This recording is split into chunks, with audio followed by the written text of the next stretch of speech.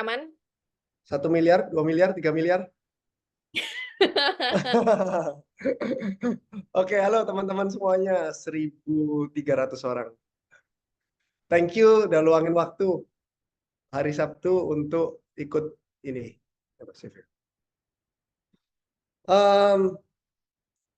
Teman-teman semua di sini yang aku harapin hari ini kita belajar bareng. Cuman saya nggak mau kalau belajar bareng itu cuman sekedar belajar. Saya itu pengennya setelah belajar dari sini itu dapat sesuatu dan bukan cuma dapat sesuatu, tapi langsung dipraktekin. Jadi ikut kelas ini bukan kelas ya harusnya ya. Intinya ikut hari ini Zoom ini mendapatkan sesuatu dan harus minimal merubah hidup kamu atau merubah bisnis kamu walaupun kecil ya, mudah-mudahan besar. Judulnya saya lihat di IG, di sponsornya bagaimana cara mendapatkan 1 miliar pertama. Padahal yang ikut di sini mungkin banyak yang udah punya 1 miliar. Jadi mudah-mudahan yang belum punya 1 miliar segera dapat 1 miliar. Yang punya 1 miliar mudah-mudahan cepat 10 miliar. Yang udah 10 miliar cepat 100 miliar. Yang udah 100 miliar cukuplah segitu aja lah.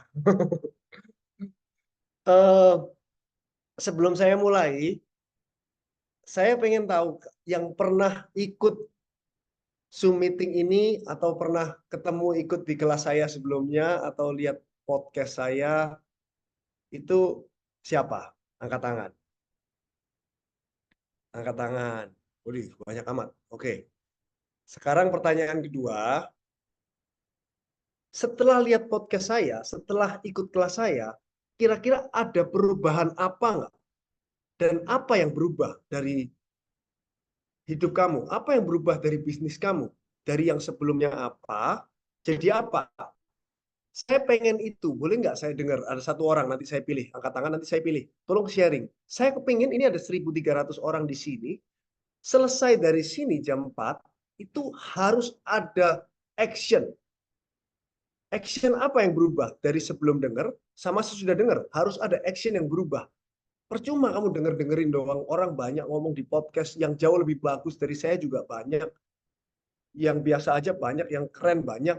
Cuma kalau denger-dengerin doang, terus kamu nggak coba dan nggak praktekin, nggak ada gunanya. Setidaknya kamu praktekin, walaupun praktekinnya salah, kamu belajar dari kesalahan itu, daripada kamu nggak berani praktekin apa-apa.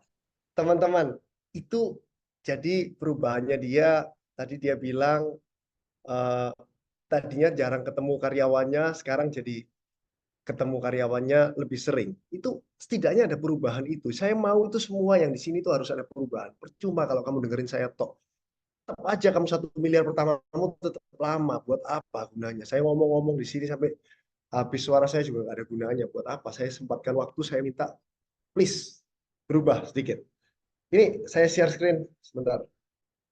Oke, sisi manusia 5T yang jarang disadari publik. Masuk nggak sih? Ini. Oke.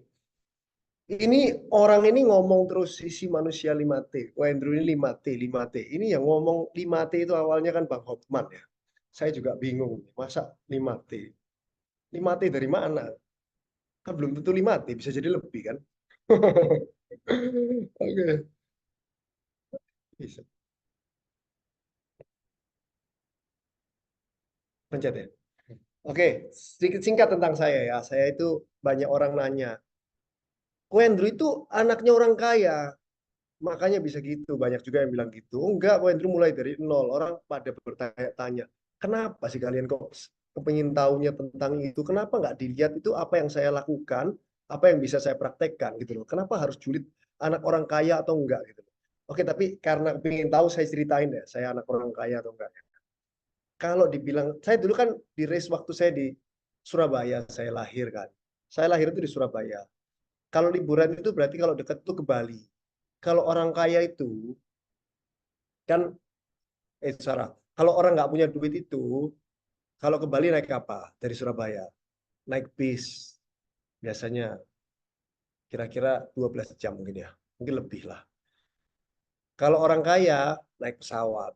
Saya naik apa? Saya lumayan lah. Dulu orang tua saya naik punya mobil naik Panther. Kalau ke Bali itu setahun sekali naik Panther. Jadi dibilang kaya juga belum, dibilang miskin juga enggak. Kalau miskin kan saya naik bis. Ini naik mobil masihan 9 jam perjalanan kalau ke Bali. Bilang kayak gitu. Terus orang tua saya sempat bangkrut di tahun 2000, tahun 98 atau berapa, saya lupa, bangkrut sampai nggak punya apa-apa, rumah disita nol, pokoknya uangnya minus, sampai berhutang. Dari yang tadinya bisa naik Panther ke Bali, sekarang kalau waktu bangkrut tahun itu udah nggak bisa lah, nggak bisa naik naik Panther juga nggak bisa, naik bis pun nggak bisa, bangkrut ya waktu itu orang tua saya. Singkat cerita, saya akhirnya dia bangkit lagi, orang tua saya ya lumayan lah, tidak lumayan. Dibilang miskin, saya terus terang aja nggak miskin. Tapi bilang kaya juga enggak. Terus pertama kali saya bisnis itu adalah saya kuliah jurusan hukum di UPH, udah lumayan karena orang tua saya waktu itu udah lumayan lah, udah bisa nguliain saya di UPH. Tapi saya waktu itu bulanannya juga nggak banyak, cuma cukup buat makan di mall nggak bisa waktu itu pokoknya. Satu bulan cuma bisa pokoknya makannya harus di ngemper lah pokoknya, di warteg-warteg itu setiap hari. Kalau di mall sebulan sekali aja nggak tahu cukup nggak, cukup lah kalau sebulan sekali mungkin, udah gitu aja. Jadi hidupnya sederhana lah pokoknya, ya nggak sederhana, sama kayak orang pada umumnya aja gitu aja. Terus pada saat saya selesai kuliah itu, saya ada kesempatan untuk kenal sama teman papa saya, yang mana dia mau modalin bisnis. Dengan bisnisnya itu Pusat Gadai Indonesia. Kenapa dia mau modalin bisnis? Bentar, sini ada nggak? Nah, ini. Kenapa dia mau modalin bisnis? Karena bisnis gadai ini belum ada. Nah, bisnis gadai itu orang itu taruh barangnya dia ke tempat saya. Jadi handphonenya ditaruh di tempat saya. Sehingga orang yang mau minjemin saya kenapa berani? Karena kalau saya nggak bayar, itu handphonenya itu ada. Jadi dia misalnya pertama minjemin 50 juta gitu ya. Dia lihat di dalam gudang saya, handphonenya ada 50 juta nggak? Kalau handphonenya cuma 10 juta, kamu pinjam 50 juta, saya nggak ditambahin lagi pinjamannya. Makanya karena memang beneran ada, saya jujur, saya trusted, saya bisa kerja, sampai barangnya itu sampai 1 miliar, 2 miliar kali waktu itu tahun 2007-an. Jadi dia lihat, oh ada 100 juta ditambahin lagi, injek tambah 100 juta lagi. 200 tambahin injek 100 juta lagi. Dia untungnya apa yang minjemin saya itu? Saya bayar bunga ke dia 2% sebulan. Jadi 2% sebulan, bunganya handphone itu 10% pada tahun 2007. Berarti ada gap 8% kan? Untuk saya berapa persen? 8. Salah. Kan kita ada sewa tempat, ada bayar karyawan, ada handphone yang tadinya kita terima normal, terus ternyata waktu ditebus rusak kita harus ganti rugi, terus ada salah taksir, manajemen resiko, dan lain-lain. Itu anggap aja 3% lah. Berarti 2% bayar pinjaman, 3% untuk bayar karyawan dan resiko, itu masih ada selisih 5% pada saat itu. Nah, keuntungan 5% itu ditaruh buat apa? Gulung terus sampai sampai sampai omsetnya naik terus pada tahun 2007. Ini timing yang tepat. Karena saya waktu itu mulai gadai sendirian. Nggak punya kompetitor sama sekali, bayangin, sendirian. Bahkan secara hukum, karena saya kuliah hukum, itu belum diatur. Pegadaian itu tidak boleh, bukan nggak boleh ya, dibilang boleh juga enggak, dibilang nggak boleh juga enggak. Karena ini nih, ada nggak di sini? Nah, ini nih, lihat nih di atas kiri. Tahun 61 itu pegadaian dimonopoli oleh pemerintah, jadi swasta tidak boleh buka. Jadi tahun 61 nggak ada yang berani buka. Tahun 99 itu lahir undang-undang anti monopoli, di mana pemerintah sudah tidak boleh memonopoli lagi. Jadi semua orang dibilang boleh karena belum diatur sama OJK. Ya gimana bilang boleh, tapi dibilang nggak boleh kan ada undang-undang anti monopoli, nggak bisa ditidakbolehkan. Akhirnya tahun 2006 ini saya masih kuliah, udah lagi tugas akhir skripsi. Skripsi saya itu membahas pegadaian, perbandingan pegadaian dengan koperasi simpan pinjam dari segi hukumnya. Sehingga saya ngerti gimana itu. Pada saat saya skripsi itu, saya buka untuk outlet pertamanya dengan pinjam tadi yang saya cerita itu. Nah, saya buka pakai apa? Badan hukumnya pakai koperasi simpan pinjam, di mana koperasi simpan pinjam itu harusnya minjemnya ke siapa? Ke anggotanya doang, ini kalau secara hukum. Terus itu kan bukan anggota kalau rakyat. rakyatnya langsung dijadiin anggota, langsung dipinjemin. Ya itu namanya glitch, yang momen itu timing yang tepat. Makanya saya bisa lompat cepat gitu. Bisa sampai miliaran omsetnya di satu outlet karena nggak ada lagi yang berani buka. Saya kenapa berani? Karena saya kuliah hukum, saya ngerti semuanya. Di tahun 2006 itu pun saya berkolaborasi sama Sinar Mutiara, ini belum buka ya. Saya masih kolaborasi sama Sinar Mutiara itu yang di Roxy untuk menjual barang-barang gadaian yang tidak ditebus lah. Intinya gitu. Terus tahun 2011 saya kehilangan sosok ayah saya yang mentorin saya. Jadi saya mulai kerja itu 2006 Desember, anggap 2007. Terus orang tua saya itu waktu itu divonis kanker tahun 2007 juga atau 2008, divonis 3 tahun untuk meninggal, terus dia meninggal juga pas 3 tahun. Jadi saya masih dapat mentor dari orang tua. Saya beruntungnya masih dapat mentor dari orang tua saya, dari ayah saya. 2 tahun lah ya, 2008, 2009, 2010 udah sakit, mungkin agak susah udah. 2 tahun atau 2,5 tahun saya dapat mentor, saya belajar terus. Jadi kalau punya mentor itu memang lebih diuntungkan lah. Jadi teman-teman di sini cari mentor. Gimana cara cari mentornya? Cari saudaramu yang paling kaya. Kayanya tapi harus dalam jangka waktu lama, jangan yang baru kaya. Siapa saudaramu? Adiknya orang tuamu kek, kakaknya orang tuamu kek, budemu kek, pakdemu kek, temenmu punya paman kek. Masa nggak ada? Kalau nggak punya teman kaya, masa temennya punya saudara nggak kaya? Carilah pokoknya yang kaya dan udah dalam jangka waktu lama. Pepet terus, ajak makan, traktir makan. Itu namanya mentor. Pasti harus ada. Cari terus. Kalau nggak ada, cari terus. Harus ada itu. Itu caranya. Terus tahun 2018 itu tadi banyak pertanyaan juga saya lihat yang titik terendahnya. Di tahun 2018 ini saya ada outlet PGI, Pusat Gadai Indonesia, dibobol oleh oknum TNI. Jadi dia profesional sekali pakai oksigen. Jadi gini, tingkat keamanan gadai itu ada di tembok sama di pintu besi. Jadi namanya maling itu ada spesialis jebol tembok, ada spesialis jebol besi. Kalau spesialis jebol tembok itu dia pakai penghancur tembok namanya. Kalau penghancur besi itu dia pakai las oksigen.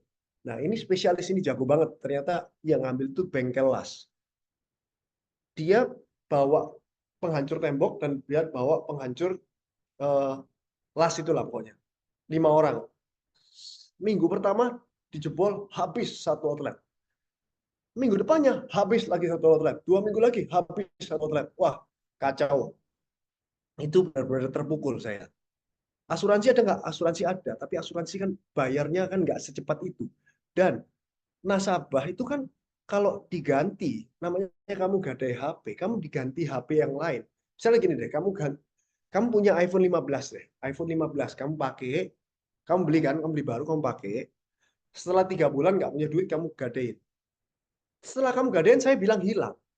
Kamu mau nggak saya ganti iPhone 15 Pro bekas gitu? Nggak mau, saya belinya baru kok. Terus saya bilang gini, loh, kan kamu gadainya bekas. Masa saya mau berantem gitu? Nasabahnya kan nggak mungkin.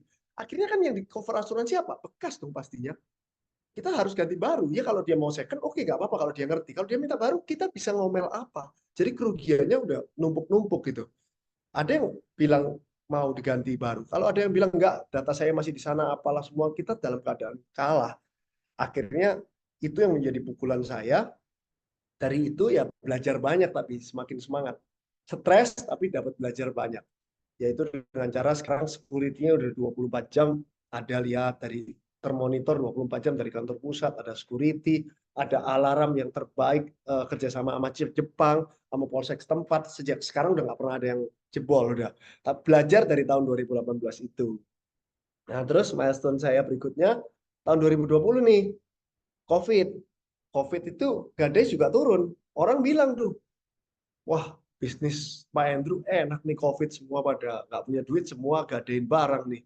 Kaya nih Pak Andrew. Awalnya semua gadein barang, nggak ada yang ditebus. Nggak ada yang ditebus, habis nggak ditebus, orang gadai apa lagi? Udah nggak punya handphone dia. Terus nggak ditebus, saya harus jual. Yang beli handphone juga nggak ada. Lagi COVID. Udah susah. Akhirnya karena banyak, akhirnya omset turun kan? Omset turun, kira-kira omset turun 40-50%. Di bisnis gadai ini kalau omset turun, uang saya jadi banyak. Piutangnya berkurang, uang saya jadi banyak cashnya. Cash yang banyak ini juga nggak sehat. Di tahun 2020 itu pula, Holdings Group yang kalian tahu sekarang, Atlas, H Club, W Super Club, Tiger, Dragon, dan lain-lain, Roka, apa semua, yang terakhir Mimi Live House, bentar lagi mau buka Ambiar, Dangdut House, itu 2020 itu tutup semuanya. Masih ada 14 outlet waktu itu kayaknya, kalau nggak salah dia tutup. Tutup, pembangunan harus di stop, gaji karyawan juga tetap harus dibayar, dia butuh duit. Kebetulan saya punya duit. Jadi saya di sana negosiasi. Negosiasinya dibilang saya untung juga enggak. Menguntungkan kedua belah pihak. Pokoknya negosiasinya bagus. Sehingga saya berani masuk uang yang tadi turun itu. Makanya di saat itu 2020 itu saya diversifikasi masuk ke Holdings Group. Itu ceritanya. Dari mana duitnya bisa banyak? Saya kerjakan tadi dari tahun 2006 sampai 2020. 14 tahun saya kerja untuk ngumpulin itu. 2006 ini saya minjem itu kurang lebih lunas mungkin di 2009 itu. 3 tahun lah saya. 4 tahun mungkin baru lunas 2 miliar pertama itu. Setelah itu udah cashnya muter sendiri tuh. Muter 2010 saya lupa. Jadi masuk di Holy Wings ya uangnya pakai itu. Bukan dari mana-mana gitu. Oke lanjut. Banyak orang bilang saya konsisten. Tapi gini-gini aja. Saya selalu ngomong nih. Wendru selalu ngomong di semua podcastnya. Kalau mau sukses itu harus konsisten. Konsisten bukan cuma konsisten, konsisten dan persisten. Apa itu persisten? Persisten adalah kamu melakukan kegiatan sesuatu yang sama, itu namanya konsisten kan. Walaupun ada halangan. Biasanya orang konsisten kalau nggak ada halangan. Kalau lagi moodnya bagus, konsisten. Kalau lagi nggak bosen, konsisten. Kalau lagi nggak ada masalah, konsisten. Bangun pagi, misalnya gampang deh bangun pagi. Jam 6 saya bangun, go. Mulai ini saya terinspirasi sama Ko Hendro. Saya bangun jam 6 mulai besok. Saya lari pagi. Setelah seminggu, 2 minggu, diajak teman. Persistence itu namanya. Kalau kamu tetap diajak teman nongkrong, diajak teman apa, dan kamu tolak, tapi kamu tetap lari pagi, itu namanya persistence. Terus kamu mungkin ada halangan apa yang membuat kamu males, motivasinya sudah turun, kamu males, tapi kamu tetap lari. Lagi males nih, lagi tidak termotivasi nih, tapi kamu tetap lari jam 6 pagi. Itu namanya persistence. Jadi banyak orang cuma konsisten, tidak persistence. Ada juga yang bilang, saya udah konsisten, saya udah persisten kok. Tapi hidup saya kok gini-gini aja. Belum dapat juga 1 miliarnya. Ini yang saya selalu bilang. Yang namanya konsisten itu bukan 2 minggu, tapi 2 bulan, tapi 2 tahun, tapi 7 tahun, tapi 20 tahun. Saya sudah konsisten, persisten dari tahun 2006, sekarang 2024, berarti 18 tahun, 19 tahun. Saya tadi pagi masih bangun jam 5 pagi. Dari 19 tahun lalu tadi saya bangun pagi sampai jam 5 pagi. Karena saya sekarang not in a well condition, dia sekarang tenggorokannya lagi nggak enak gitu. Jadi saya tadi olahraganya cuma setengah jam, biasanya 1 jam lebih. Ya tadi nggak, cuma 20 menit. Tetap saya tetap lakukan, olahraga ringan. Tetap saya lakukan, tetap persisten, itu yang saya lakukan. Kalau kamu lakukan itu, saya yakin kamu nggak mungkin kamu nggak sukses. Saya yakin kamu pasti sukses. Itu yang maksud saya.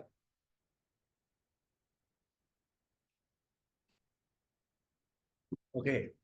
Oh ini, by the way, ini scan here yang di bawah kanan ini kalau ada QR code ini, di scan aja. Saya mau bikin WA community, nanti saya akan share-share. Kalau saya punya sesuatu apa, saya akan share itu free. Saya share. Itu nanti jadi komunitasnya itu semua orang-orang yang mau belajar sama saya kasih free aja, saya kirim-kirim. Nanti akan ada lagi QR code-nya. Oke, apa 1T pertama Anda? 5T itu 1T-nya apa sih? Triliun bukan sih? Tekun. Tuh, konsisten, persisten itu tekun. Itu 1T pertama tadi udah dibahas. Kedua, nah ini saya bahas di sekolah CEO juga udah ada saya singgung. Shiny object syndrome. Apa itu? Jadi gini, saya jelasin ini dulu ya, biar kalian nggak lihat sampingnya dulu. Gini, rata-rata orang kalau sudah kerja 2 tahun nih penyakitnya tumbuh. Orang kalau udah 2 tahun di hal yang sama, langsung penyakitnya muncul nih. Percaya saya. Terus kalian refleksikan ke diri kalian ya. Begitu kalian punya kerjaan jualan teh, begitu kalian punya kerjaan jualan burger, kamu punya apalah bisnis apapun, sudah 2 tahun, sudah hijau, untung, mulai sombong dikit, untung. Begitu udah untung, kan ada uang nih, langsung lihat kiri kanan, karena teman kamu merasa kamu hebat kan. 2 tahun nih udah enak nih, udah mulai bisa cari karyawan, bisa temennya bisa titip-titip. Temenku nggak punya kerjaan, titip di perusahaan kamu dong. Kamu bisa terima-terima. Kamu udah mulai ditawarin oleh temanmu kiri kanan nih, bro kerja ini dong, ini asik nih, ini kerja ini modalnya segini, untungnya segini. Langsung kamu lihat tuh, des, enak ya, saya mau dong. Dilihat, dilihat, akhirnya lihat, lihat, lihat, kelamaan lihat, dilihat, dipelajarin apa semua. Belum masuk, saya bilang, kamu belum masuk, kamu sudah membuang waktumu itu. Dengan kamu lihat-lihatnya, waktumu sudah terbuang. Apalagi kamu masuk. Kalau kamu masuk ke dalam makan tadi itu yang kamu ditawarin teman kamu itu, belum tentu itu untung, bisa enggak. Tapi yang pasti perusahaanmu yang baru umur 2 tahun ini udah pasti tidak sekeren pada saat kamu belum masuk itu. Jadi kalau kamu nggak masuk itu, perusahaan 2 tahunmu ini pasti akan lebih melejit dengan adanya kamu yang 100% fokus di sana. Saya nggak bilang cuma 2 tahun. Walaupun kamu sudah 5 tahun, walaupun kamu sudah 7 tahun, 10 tahun, bahkan di bawah 10 tahun lah pokoknya, tapi kamu udah noleh kiri kanan, itu akan mengganggu bisnis kamu. Mendingan kamu fokus 10 tahun, pasti hasilnya itu meledak. Pasti teman-teman kompetitormu itu semua yang noleh-noleh itu kalah semua sama kamu. Karena waktumu semua buat mikirin itu shiny object syndrome.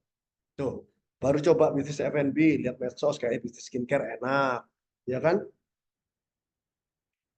Pas nih yang tadi saya bilang, F&B, lihat skincare, orang-orang, wih gila kaya ya orang kerja skincare, naiknya Mercy G-Class, naiknya apa, wih gila keren banget ah. Coba ah, saya F&B aja berhasil, masa saya skincare nggak berhasil? Kayaknya bisa deh. Saya orang-orang juga ada, coba dari orang. Itu namanya pelancong bisnis tuh, pelancong nanti nanti skincare-nya baru jalan dikit atau nggak jalan, aduh ternyata nggak jalan. Coba lainnya lagi. Ini saya kan udah autopilot bisnis saya yang pertama itu. Nggak ada saya juga bisa kok. Bisa. Nggak ada kamu memang bisa. Omsetnya bisa naik nggak? Bisa. Bisa maksimal nggak? Nggak mungkin. Kalau nggak ada kamu omsetnya bisa maksimal. Terus apa fungsi kamu? Orang kamu yang melahirkan bisnis kamu kok, ya kamu yang paling ngerti bisnis kamu dong. Kamu yang bisa bikin bisnis kamu itu growth-nya eksponensial dong. Yang bisa bisnis kamu yang tadi dari omsetnya 50 juta jadi 500 juta dong. Dari 500 juta jadi 5M, 5M jadi 50M, 50M jadi 500M. Yang bisa siapa? Pasti kamu, nggak mungkin karyawan kamu dong. Kalau karyawan kamu bisa bikin gini, bikin gitu, apalagi kamu, gitu loh.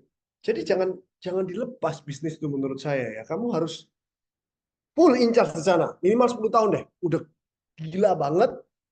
Kalau masih belum puas, tambahin lagi. Kalau kamu, ya anggap 10 tahun kamu boleh melancong dikit-dikit lah. Yang nggak terlalu, melancongnya itu nggak terlalu uh, perlu involve kamu. Melancong kamu cuma boleh jadi komisaris. Cuma boleh jadi komisaris. Komisaris itu apa? Yang mengawasi doang. Jangan sampai kamu jadi direktur di dua-duanya loh. Di bisnis kamu sebagai direktur, kamu yang ngurusin semuanya. Terus di bisnis yang baru, kamu juga ngurusin. Pagi sampai siang saya di kiri, siang sampai sore saya di kanan. Wah, itu kacau balau itu. Ada juga enggak, saya Senin sampai Rabu di bisnis kiri, Kamis Jumat Sabtu di bisnis kanan. Atau weekend di sini, weekday di sini. Kacau, udahlah 7 hari full di satu bisnis. Pasti keren, yakin saya. Saya yakin, pasti bisa itu. Itu loh, namanya tadi, mentalnya petani itu. Dipupuk, dirawat, dibersihkan, pelan-pelan, pasti jadi itu. Jangan buru-buru bermental bisnis jalan, owner jalan-jalan. Ada juga yang bilang, lah kok Andrew juga banyak, ada restoran, ada Holy Wings, ada properti, ada apa, ada apa. Semuanya saya tidak ada menjadi direktur, semuanya saya komisaris. Sinar Mutiara saya juga komisaris. Saya itu dari jam 8 pagi, sebelum jam 8. Itu sudah di kantor Pusat Gadai. Sampai saya pulang, saya di kantornya Pusat Gadai, saya nggak kemana-mana. Saya ke Sinar Mutiara, ke Holy Wings itu paling sebulan sekali 2 kali aja untuk mengawasi direkturnya. Apakah sudah on track? Karena saya taruh uang di sana. Apakah dia sudah on track? Kalau nggak on track, saya kasih tahu. Kenapa kamu kayak gini? Kenapa kayak cuma gitu doang? Saya nggak ikut campur dalam micromanagingnya, saya nggak ikut campur dari kamu harus gini, kamu rekrut karyawannya gini, kenapa? Nggak gitu, saya cuma ngawasin doang. Apakah direkturnya masih harus dia atau harus diganti, itu aja. Sisanya full saya ngurusin Pusat Gadai Indonesia, makanya bisa sampai sebesar ini gitu. Solusinya tekuni sampai menghasilkan. Ini gini, kalau punya perusahaan, kalau punya outlet baru, itu jangan kapan, kita tekunnya sampai kapan gitu loh maksudnya ini. Dimaksimalkan, kalau memang itu nggak menghasilkan, jangan sampai itu menyita waktumu yang kayak tadi. Waktumu jangan sampai di outlet itu. Kalau memang nggak bisa, tutup, tuker lagi, belajar dari kesalahan itu. Oh, saya ini buka di sini, kenapa bisa sampai tidak menghasilkan? Pelajarin, catat kesalahannya, coba di titik yang lain, jangan sampai mengulangi kesalahannya, baru coba yang baru, yang lama ditutup. Oh ya, saya lupa tadi sampaikan lagi di awal. Ini yang kalian kalau rajin nyatet ya, jangan nyatet apa yang ada di PPT. PPT ini nanti buat kamu, jadi jangan dicatat. Kamu catat apa yang saya omongkan itu, yang menurut kamu, otak kamu itu diganggu. Wih, gitu ya. Kalau ada itu, kamu catat itu. Jangan nyatat juga, jangan terlalu banyak. Kamu kalau nyatat terlalu banyak di note kamu, nggak kamu baca. Kamu nyatat dikit aja yang mengganggu otak kamu. Oh gitu ternyata, catat, catat. Jadi catatannya nggak banyak, tapi itu nempel di hati kamu dan kamu bisa lakukan itu gitu. Kamu rata-rata orang kesalahan catatannya sampai saat berbuku-buku. Kapan kamu baca balik? Nggak mungkin lah kamu baca balik situ banyaknya. Apalagi yang ada di PPT dicatat balik lagi buat apa? Nanti PPT juga buat kamu nih, ya. Lupa tadi saya harusnya dari depan tadi saya ini ya kasih tahu. Tapi apa? Mulai sekarang aja ya. Yang ada di PPT jangan. Ini udah berapa lama? Oke, masih ada waktu. Kasih deadline. Tuh ini maksudnya. Yang tadi ya, yang tadi tutup itu loh. Deadline-nya kamu minta ini nggak untung nih. Misalnya 6 bulan. Dalam 6 bulan kalau growth-nya nggak segini, sampai bulan ke-6, oke saya tutup, saya akan pindah ke lainnya. Jadi kamu nggak akan nyerah. Kamu akan push itu supaya sampai di bulannya itu omsetmu X gitu loh. Itu kamu harus kasih deadline. Jangan terus-terusan. Oh katanya kalian terus konsisten. Saya konsisten lah, rugi terus saya hajar terus sampai 10 tahun nggak rugi. Yang penting konsisten, bukan gitu ya. Harus lihat kamu, kalau ini nggak bisa, tutup langsung tuker lain. Langsung kamu belajar dari kesalahan gitu. Siapa tekun mesti tekan. Siapa yang sungguh-sungguh pasti sampai. Nah, jadi nggak cuma tekun yang tadi saya bilang, tapi harus sungguh-sungguh, harus dicek, harus belajar dari kesalahan. Yang kedua, taktis, kerjanya cerdas, praktis, banyak akal. Setiap ada masalah pasti ada dua jalan keluar. Solusinya harus banyak. Belanja pengalaman tadi nih, hire the best and network dengan mentor. Ini, belajar mentor yang tadi saya bilang, itu kamu harus nemu sih. Saya dulu juga nyari. Harusnya gini, mungkin gini ya. Orangnya itu pasti ada di sekitar kamu. Kalau nggak ada, gampang dicari. Yang penting yang lebih kaya dari kamu aja deh, gampang deh. Kalau nggak ada yang kaya, kamu cari yang lebih kaya dari orang tuamu dan lebih kaya dari kamu. Kalau orang tuamu kaya, tanya orang tuamu dong. Kalau orang tuamu belum kaya, kamu cari teman orang tuamu, saudara orang tuamu, teman kamu punya orang tua atau siapapun itu yang lebih kaya dari kamu.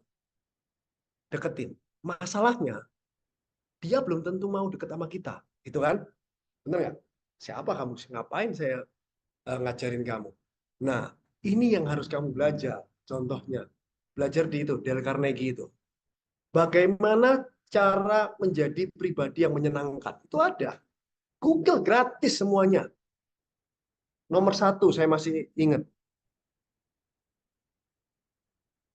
Jangan SOK. Salahi, omeli, kritik. Itu orang ngeselin. Lihat orang salah langsung bilang, salah kamu. Lihat orang salah langsung bilang, omeli dia. Lihat orang kayak itu langsung dikritik. Itu ngeselin. Kamu belajar dulu bagaimana cara pribadi yang menjadi pribadi yang menyenangkan. Dengan kamu punya itu, orang mau sama kamu itu dia seneng. Jadi jangan banyak alasan. Orang itu banyak alasan. Gimana caranya network? Siapa yang mau ngajarin saya? Nggak ada. Kalau nggak ada, nggak mungkin kan. Pasti ada lah orang kaya. Masa sekitar kamu nggak ada yang kaya? Di RT kamu aja yang paling kaya siapa aja kamu samperin aja. Tinggal bawa donat duri. Jangan ciko ya, donat saya. Duri.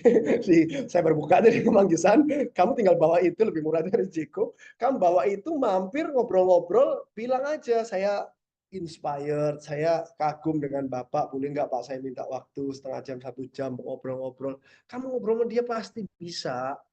Itu yang harus dilakukan, bawa donat, itu kamu harus jadi menyenangkan. Kalau kamu menyenangkan ya, pertemuan kedua, ketiga, keempat, dia yang nyariin kamu loh. Aneh nggak? Mentor kamu yang nyariin kamu. Kalau kamu belajar menjadi pribadi yang menyenangkan tuh enak. Jadi gini, IQ itu artinya kepintaran seseorang. EQ artinya kemampuan seseorang untuk bersosialisasi. Nah, IQ tanpa EQ, kamu nggak jadi apa-apa. EQ tanpa IQ, kamu masih bisa survive di dunia ini. IQ dengan EQ digabung, kamu jadi orang. Ingat, jadi kalau kamu merasa dirimu cuma pinter-pinter doang, kamu nggak bisa bergaul sama orang, EQ-mu jelek. Orang setiap kali ketemu sama kamu tuh nggak suka sama kamu. Kamu harus belajar. Mau nggak mau kamu harus belajar. Kamu harus tahu kalau itu penting. Sebagian orang gini mikirnya, kok saya emang nggak bisa temenan sama orang. Saya nggak bisa ngobrol sama orang. Orang tuh, tapi saya yang penting bodo amat. Orang peduli tentang saya, orang mikir tentang saya apa itu saya bodo amat. Yang penting saya nggak ngerugiin dia kok. Saya nggak minta tolong sama dia, saya nggak ngerugiin dia, ya bodo amat. Itu kebanyakan orang. Tapi kamu hidup di dunia ini perlu survive. Kamu harus menyenangkan, jadi jangan jadi orang selin, sehingga networkmu enak, bisa luas gitu, mulai dari awal. Kalau kamu kaku, introvert orangnya, ya belajar, emang ini kita hidupnya sebagai makhluk sosial, kamu harus belajar dong. Belajar bagaimana, itu ada di Dale Carnegie. Bagaimana cara menjadi pribadi yang menyenangkan. Di Google aja ada, gratis itu. Ya nggak harus Dale Carnegie, banyak. Kamu Dale Carnegie aja, kamu kalau lulus 27 kriteria itu aja udah sangat bagus. Nggak usah 27, separuhnya aja udah bagus. Susah nggak? Sangat susah. Kalau mau pasti bisa. Cuma rata-rata orang nggak mau. Bilangnya mau ini, nanti Google. Sebentar doang, paling 2 hari, 3 hari, habis enggak. Itu yang namanya tidak persistence. Jangan sampai kamu jadi orang seperti itu. Saya minta 1.600 orangnya nanti. Semuanya harus bisa. Jangan sia-sia bayar 150.000, tapi nggak dapat apa-apa. Harus dapat sesuatu. Tahu diri yang terakhir. Kenali tujuan kamu. Ya, ini gini, kenali kekuatan dan kelemahan diri. Jadi ingat ya, kamu harus tahu apa yang kamu tahu. Dan kamu harus tahu apa yang kamu nggak tahu. Jangan sampai kamu nggak tahu apa yang kamu tahu, apalagi kamu nggak tahu apa yang kamu nggak tahu. Saya ulangin. Kamu harus tahu apa yang kamu tahu. Dan kamu harus tahu apa yang kamu nggak tahu. Jangan sampai kamu nggak tahu apa yang kamu tahu. Lebih parah lagi, kamu nggak tahu apa yang kamu nggak tahu. Itu yang namanya tahu diri. Bahasa gampangnya, tadi catat udah, bahasa gampangnya, kamu harus tahu kelemahan kamu apa, kamu harus tahu kekuatan kamu apa. Setelah tahu, catat, perbaikin. Paling penting kamu harus tahu dulu kekuatan kamu apa. Begitu kamu tahu strength-nya apa, asah terus menjadi perfect itu. Jadi misalnya gampang, misalnya kekuatan saya di Excel tuh. Excel saya jago banget.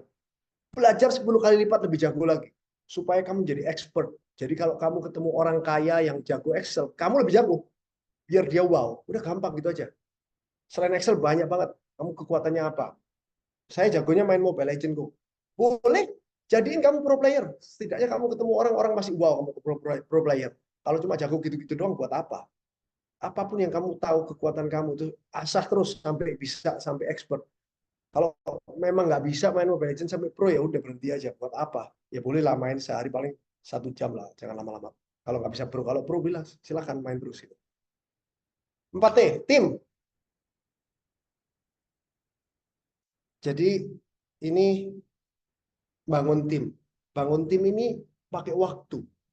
Kalau kamu mau membesarkan bisnis, bangun tim ini pakai waktu. Makanya nggak ada bisnis yang di bawah 7 tahun langsung besar dia.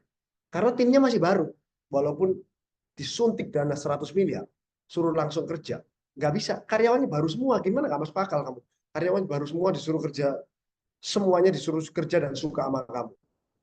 Makanya kalau punya perusahaan, karyawan itu disayang-sayang. Maksudnya disayang-sayang gimana? Jangan sampai dia keluar. Perhatiin kebutuhan dia. Udah saya perhatiin kok. Udah saya deket sama dia kok. Udah apa semuanya saya kasih. Tetap keluar kok. Salah rekrut berarti. Rekrutnya cari orang yang loyal. Yang mau berjuang sama kamu seumur hidup. Kalau kamu punya tim yang loyal nantinya,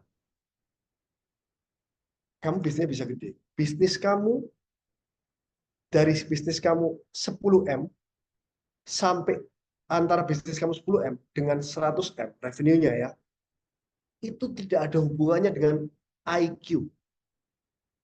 Hubungannya adalah dengan EQ. Kamu kalau deket dengan karyawanmu, itu yang bisa membuat bisnismu menjadi besar. Kalau kamu pinter doang, nggak bisa kamu 100M lompat lagi ke 1T, nggak mungkin bisa. EQ kamu harus tinggi. Itu yang namanya. Kalau EQ kamu tinggi, karyawannya suka sama kamu. Itu yang tadi saya bilang sama yang tadi dibahas sama Pak Riki di depan itu, saya pernah bilang, karyawan itu suka ketemu dengan bosnya. Itu saya ngomong di Instagram atau di podcast, saya lupa. Karyawan itu suka ketemu dengan bosnya. Kalau bosnya itu EQ-nya belajar, EQ tinggi. Jadi dia kalau ketemu itu bukan marah-marahin karyawan, tapi ngayomin karyawan, ngajarin karyawan, karyawan yang salah diajarin. Cara ngajarinnya juga bukan dengan emosi, semuanya dibentuk sedemikian rupa sehingga semuanya rapi. Butuh waktu namanya. Makanya tim itu butuh waktu yang loyal gitu. Timing. Nah, itu timing. Tadi contohnya yang timing itu tadi saya udah jelas. 3D saya itu timing masuknya saya nggak punya kompetitor. Jadi saya timing waktunya yang cocok. Terus 2020 saya masuk Oliwix, timingnya juga cocok pada saat tutup saya masuknya di waktu yang cocok. Semuanya is all about timing. Cuman kalau kamu nunggu timing terus, ini belum timing, ini belum timing ya, kamu malah nggak maju-maju. Setidaknya kamu coba dulu. Bisnis yang ada itu tadi saya bilang 1% ide, 99% action. Banyak kan orang banyak idenya. Udah banyak ide takut cerita ke orang lagi, takut diambil idenya sama orang katanya. Kamu cerita ke 1.000 orang juga 1.000 orang nggak belum tentu ngambil idemu. Emang idemu sebrilian apa sih? Ingat, bisnis itu 1% ide, 99% action. Mendingan kamu nggak punya ide tapi mau action, masih lebih mungkin kamu sukses daripada kamu kebanyakan ide nggak pernah action. Tapi actionnya nggak boleh sembarangan ya. Actionnya harus diperhitungkan dengan matang. Terus kalau ada salah harus di spot. Salahnya karena apa? Salahnya karena apa? Itu harus di spot. Jadi itu belajar. Kalau kamu action itu kamu belajar terus, belajar dari kesalahan dan belajar dari yang benar. Apa itu belajar dari yang benar? Gini, anggap kalian sekarang ada yang udah punya bisnis. Outlet, 5 outlet rame, 1 outlet sepi. Kamu belajar, ini sepi karena apa gitu kan? Ini sepi karena apa? Karena tempatnya jelek, karyawannya belum terlatih atau apa? Kamu kan tulis tuh, harus tuh ditulis. Tapi kamu biasanya lupa tuh. Dari 5 outlet ini, yang paling rame itu kenapa? Nah itu juga ditulis. Bukan salahnya doang, yang benar juga harus ditulis. Oh ini kenapa? Oh karena ini, karena ini. Lebih mending kamu tulis yang benar, jadi kamu bisa copy yang benar daripada takut copy yang salah gitu loh. Tapi ya harus tetap plus minus harus ditulis sih. Tapi biasanya orang rata-rata karena fear, takut, takut gagal, jadi kesalahan-kesalahan doang yang tulis. Tapi justru lupa yang benar itu gimana, itu harusnya ditulis. Oke, strategi saya. Slow is the new fast.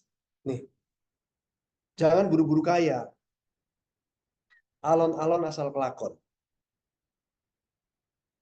Mendingan pelan tapi pasti. Kamu ikut belajar bersama Andrew itu di scan here di bawah kanan. Kamu kayaknya masih lama, saya kasih tahu. 5 tahun mungkin kamu baru kaya, saya kasih tahu. Tapi pasti, saya kasih tahu. Kalau kamu lakukan, tapi pasti. Banyak di luar sana yang bilang 1 tahun, 2 tahun kamu bisa kaya. Udahlah, nggak mungkin, jangan ngimpi lah 1 tahun, 2 tahun kaya itu gimana sih ceritanya? Udah nggak mungkin lah 5 tahun aja berat kok. 1 tahun, 2 tahun. Tapi yang paling rame itu adalah yang kepingin konten-konten di YouTube itu yang dalam 1 tahun dapat 10 miliar itu yang view-nya paling banyak. Coba saya bikin konten YouTube, dapat 1 miliar, 10 miliar deh dalam waktu 10 tahun. Aduh, view-nya paling cuma 1.000 paling. Gila gue yang 10 tahun ngapain, udah tua gue. Terus nanti 10 tahun lagi, duitmu paling 10 juta 10 tahun lagi. Mendingan pelan tapi pasti dong. Aduh, memang pelan tapi pasti ini selalu nggak menarik. Nyeselnya nanti kamu. Saya ini kerja udah 19 tahun, orang bilang makanya Ko Andrew gampang banget cari uang. 19 tahun saya kerja, growth saya 30% doang setahun. Tapi dari tahun pertama sampai sekarang itu konsisten 30%. Bayangin itu snowball efeknya kayak gimana. Yang belum ngerti snowball efek, nanti mungkin kalau ada pertemuan berikutnya saya ceritain. Kayak itu kalau bola salju saya bilang. Bola salju kamu gelindingin di gunung es, itu kalau sudah besar banget, kamu nambah ke depan 5 meter itu aja udah efeknya gede banget. Tapi kalau bola saljunya masih kecil, kamu gelindingin 5 meter, itu nambahnya juga kecil. Jadi kalau kamu perlahan tapi pasti, itu mengerikan. Compounding itu namanya. Terus kedua, jangan jadi people pleaser. People pleaser itu adalah udah punya bisnis, udah untung, terus bisnismu itu bukan PT. Bisnismu itu yayasan. Apa kok yayasan gue? Karyawannya tulang punggung keluarga kok. Udah ikut saya lama lagi kok. Terus mendadak dia kerjanya turun kok. Kasihan kok. Masa dia cuma disuruh jadi staff, jadi kepala lah, naik setidaknya. Itu kan ngancurin kamu. People pleaser, yang penting dia senang. Kamu kan kamu kan egois berarti. Kamu cuma mikirin gini, kamu mikirin pandangan orang itu tuh. Orang yang tadi karyawanmu itu melihat kamu baik orang ini. Sehingga kamu happy. Saya dianggap baik itu happy. Kalau kamu pecat dia atau kamu kasih jabatan dia yang tidak strategis, orang itu akan melihat kamu, wah jahat nih CEO saya ini, saya udah lama kerja diginiin. Kamu nggak nyaman kan? Digituin kan? Kamu lebih nyaman ngasih dia jabatan kan? Kamu baik sama dia kan? Kamu nggak mencari dia, kamu lebih nyaman kan? Kamu dianggap baik terus karena sama orang, jadi kamu nyaman. Itu namanya egois. Yang penting kamu nyaman. Bendera PT ku bodo amat. Kamu tujuannya kerja itu untuk bendera PT kamu atau untuk pribadi kamu supaya nyaman dilulukan orang. Coba pikirin. Itu yang namanya jangan jadi people pleaser. Tuh, jangan panas terakhir. Sebenarnya masih banyak sih. Kalau saya ngajar bisa masih ada 1 juta lagi. Jangan panas. Rata-rata CEO atau leader itu hatinya membara. Membara itu berambisi, menggebu-gebu. Tapi biasanya kalau orang menggebu-gebu itu terlalu cepat bertindak, lupa kalau dia tetap harus dingin. Apapun yang terjadi, kompetitor melakukan ini, banting harga, kita banting lagi. Akalnya harus dingin. Kalau kita banting lagi, profitnya turun berapa, marginnya turun berapa, berapa lama, apakah dengan kita banting lagi, orang itu akan datang ke kita? Apakah perlu diadakan survei dulu? Itu namanya akalnya harus dingin. Jadi jangan sembarangan. Gitu. Oke, nih 5 practical basic mandatory. Ini yang harus di prinsip dasar nih. Biasanya orang punya bisnis sendiri, nggak punya partner nomor 1. Nggak apa-apa. Terus keuntungan bisnisnya itu dipakai buat beli kebutuhan pribadi. Boleh nggak? Boleh, terserah kamu. Tapi setidaknya kamu harus tulis di pembukuan kamu itu, untung bisnis saya 1 bulan 20 juta. Tapi yang biasa gini, untuk bisnis saya 20 juta, saya beli apa ya? Beli iPhone gitu. 13 juta. Terus untuk bisnis tinggal 7 juta. Nah, itu yang salah maksudnya. Ini untuk bisnis harus tetap 20 juta. Kalau kamu mau ngambil untuk pribadi, berapa 1 bulan? 5 juta per bulan. Saya mau ngambil misalnya karena 20 juta. Oke, 5 jutanya kamu ambil. 5 juta ini kamu cukup nggak buat beli iPhone? Nggak cukup. Kamu tabung dong. 5 juta, 5 juta, 5 juta, 15 juta baru boleh beli. Jangan pakai uang 15 juta ini. Itu uangnya PT, bukan uang kamu gitu. Walaupun PT itu punya kamu. Walaupun kamu nggak punya partner. Enggak, PT ini perusahaan. Jadi perusahaan dengan orang pribadi itu adalah 2 entitas yang berbeda. Jadi perusahaan ini punya bendera, punya kepentingan untuk membesarkan dia. Makanya tadi saya bilang jangan people pleaser karena ini ngomongin perusahaan. Pribadimu juga beda gitu loh. Jadi pribadimu harus dipuaskan, PT ini juga harus dipuaskan. Nah, seberapa besar kamu mau berkorban untuk perusahaan kamu? Semakin besar kamu mau berkorban, artinya keperluan pribadimu itu ngambilnya semakin dikit dong untuk ini. Bukan, oh karena saya ingin beli iPhone, ambil aja lebih banyak karena untungnya banyak. Bukan gitu kan. PT-nya besar kok, PT-nya untungnya lagi banyak kok, masa nggak boleh saya beli ini expander, masa nggak boleh saya beli Fortuner, untungnya lagi gede, lagi rame. Nggak ada hubungannya expander kamu sama perusahaan kamu yang lagi rame itu. Perusahaan mau rame, mau sepi, nggak ada hubungannya. Perusahaan ini entitas sendiri yang berbeda. Biarin dia gede-gede sendiri. Udah, gak ada hubungannya sama kamu. Kamu tuh ngambilnya berapa? Gitu aja loh. Misalnya ngambil, oke kok saya ngambil 10 juta per bulan, berarti satu bulan 120 juta. Mau usahamu segede apapun ya 10 juta itu. Nanti tahun depan misalnya oke, karena ini saya mau ngambil 15 juta. Jadi jangan dicampur adukkan. Kedua, aduh waktunya tinggal dikit. Kedua, rajin nanya. Kalau ada kesempatan nanya, jangan malu bertanya. Nah, saya mau sharing dikit nih. Saya mau sharing dikit. 2 tahun lalu, menguatkan saya. Dulu itu saya itu kalau ada seminar, kalau ada apapun itu, ketemu siapapun, orang besar, saya itu paling dulu awal nggak berani nanya. Terus saya nyesel karena nggak nanya. Terus saya selalu nanya. Takut, tapi selalu nanya. Nanya diketawain orang saya. Ketawain, apa sih pertanyaanmu kok kayak pertanyaanmu kayak simple banget gitu. Saya nggak tahu, saya nanya nggak apa-apa diketawain orang dulu daripada diketawain orang sekarang. Itu main rajin nanya. Yang saya mau sharing tuh, yang bikin saya nyesel 2 tahun lalu, dan itu tidak akan terulang lagi seumur hidup saya karena 2 tahun lalu masih kena lagi saya. Di saat ada kesempatan nanya, saya nggak nanya lagi. Kapan itu? Waktu peresmian Indonesian Arena, itu saya ada kesempatan ketemu dengan Pak Jokowi. Kira-kira 7 orang atau 8 orang pelaku bisnis. Dia ngomongin tentang Indonesian Arena di GBK di Jakarta itu untuk dipakai. Biaya sewanya 800 juta. Terus ada pertanyaan, Pak Jokowi nanya gitu di ruangan. Nggak ada yang berani nanya. Waduh, sebelah-sebelah saya orang gede semua. Saya juga mikir, gemeter juga. Sebelah saya orang gede aja nggak nanya. Terus saya nanya, salah lagi pas panas kiri kanan. Gitu udah selesai. Waduh, nyeselnya bukan main. Saya mau nanya. Kan Pak Jokowi bilang, ini Indonesian Arena untuk olahraga. Tapi ya rata-rata pasti orang buat konser supaya uangnya balik kan. Ya nggak apa-apa lah, tapi saya lebih bisa kalau bisa olahraga. Saya mau nanya waktu itu, Pak, boleh nggak Pak, kalau buat olahraga plus entertainment yaitu HSS, Holy Wing Sports Show kan itu olahraga tinju plus entertainment kan? Boleh nggak Pak 800 juta itu jadi 300 juta ya Pak? Anggap itu sport Pak. Karena kalau sport 300, kalau entertainment 800, boleh nggak kayak gitu? Itu saya takut, aduh, akhirnya nggak nanya. Nyeselnya bukan main. Dari hari itu saya selalu nanya siapapun. Kemarin pun saya ada undangan ketemu dengan Pak Victor Hartono, pemilik Jarum, anak paling gede. Oh, saya nanya terus. Diketawain satu ruangan kemarin. Bodoh amat, saya tanya terus. Saya nggak akan berulang lagi. Kalau saya nanya Pak Jokowi waktu itu ya, jawaban apapun itu, dia, kan setidaknya dia ingat saya ya, dengan pertanyaan saya gitu. Jadi maksud saya gini, kalau kalian nanti kesempatan ketemu dengan orang besar, ketemu dengan orang yang lebih kaya dari kamu, jangan diem, jangan nggak pede gitu loh. Jangan ngulangi kesalahan saya. Tanya pertanyaan bodoh kamu itu, pertanyaan konyol kamu itu. Lontarkan. Setidaknya dia ingat kamu orang ini kok yang waktu itu nanya ini ya. Itu loh maksud saya itu gitu. Jangan sampai terulang lagi. Yang ketiga ya, lanjut lagi ya. Utamakan pelanggan. Ini udah berapa sih sekarang masuk? 1.300. Hilang 300 orang nih. Oke.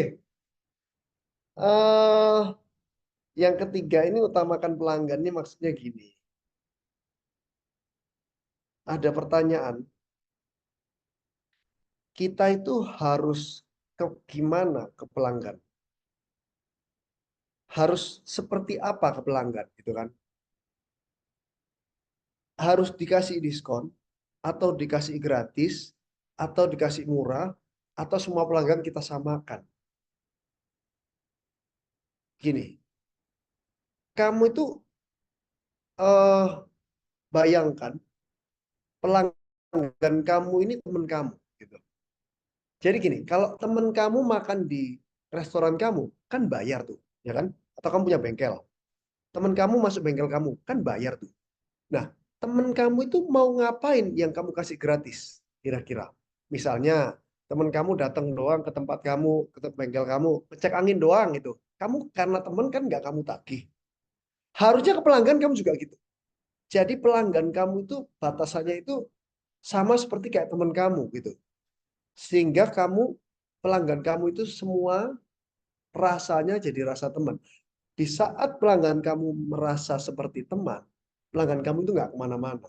Itu yang membedakan kamu dengan orang lain. Itu yang maksud saya di sini, utamakan pelanggan gitu. Keempat, selalu evaluasi dan beradaptasi. Nah ini yang tadi saya bilang juga nih, jangan sampai kamu itu punya usaha nanti diserahkan ke orang. Karyawan kamu lebih ngerti daripada kamu. Waduh, itu udah red flag kalau saya bilang. Kamu harus lebih ngerti dari karyawan kamu udah tentang semuanya itu. Sehingga nanti pada saat bisnis kamu itu ada disrupsi, ada gangguan di bisnis kamu, yang tadinya ramai menjadi sepi, kamu sudah tahu, saya harus baru mulai sepi nih, kamu sudah tahu, saya harus twist kemana. Dari jualan teh, saya udah harus twist ke jualan kopi. Itu udah kamu udah tahu pergerakannya sebelum bangkrut gitu loh. Baru sepi dikit aja kamu udah tahu karena kamu udah siap selalu berevaluasi, bisa beradaptasi. Kalau kamu terjun ke sana 100%. Tapi kalau kamu cuma kasih-kasih karyawan dan kamu kerja lainnya, begitu itu ada disrupsi, langsung kamu hancur. Itu yang dilakukan oleh Holy Wings sekarang.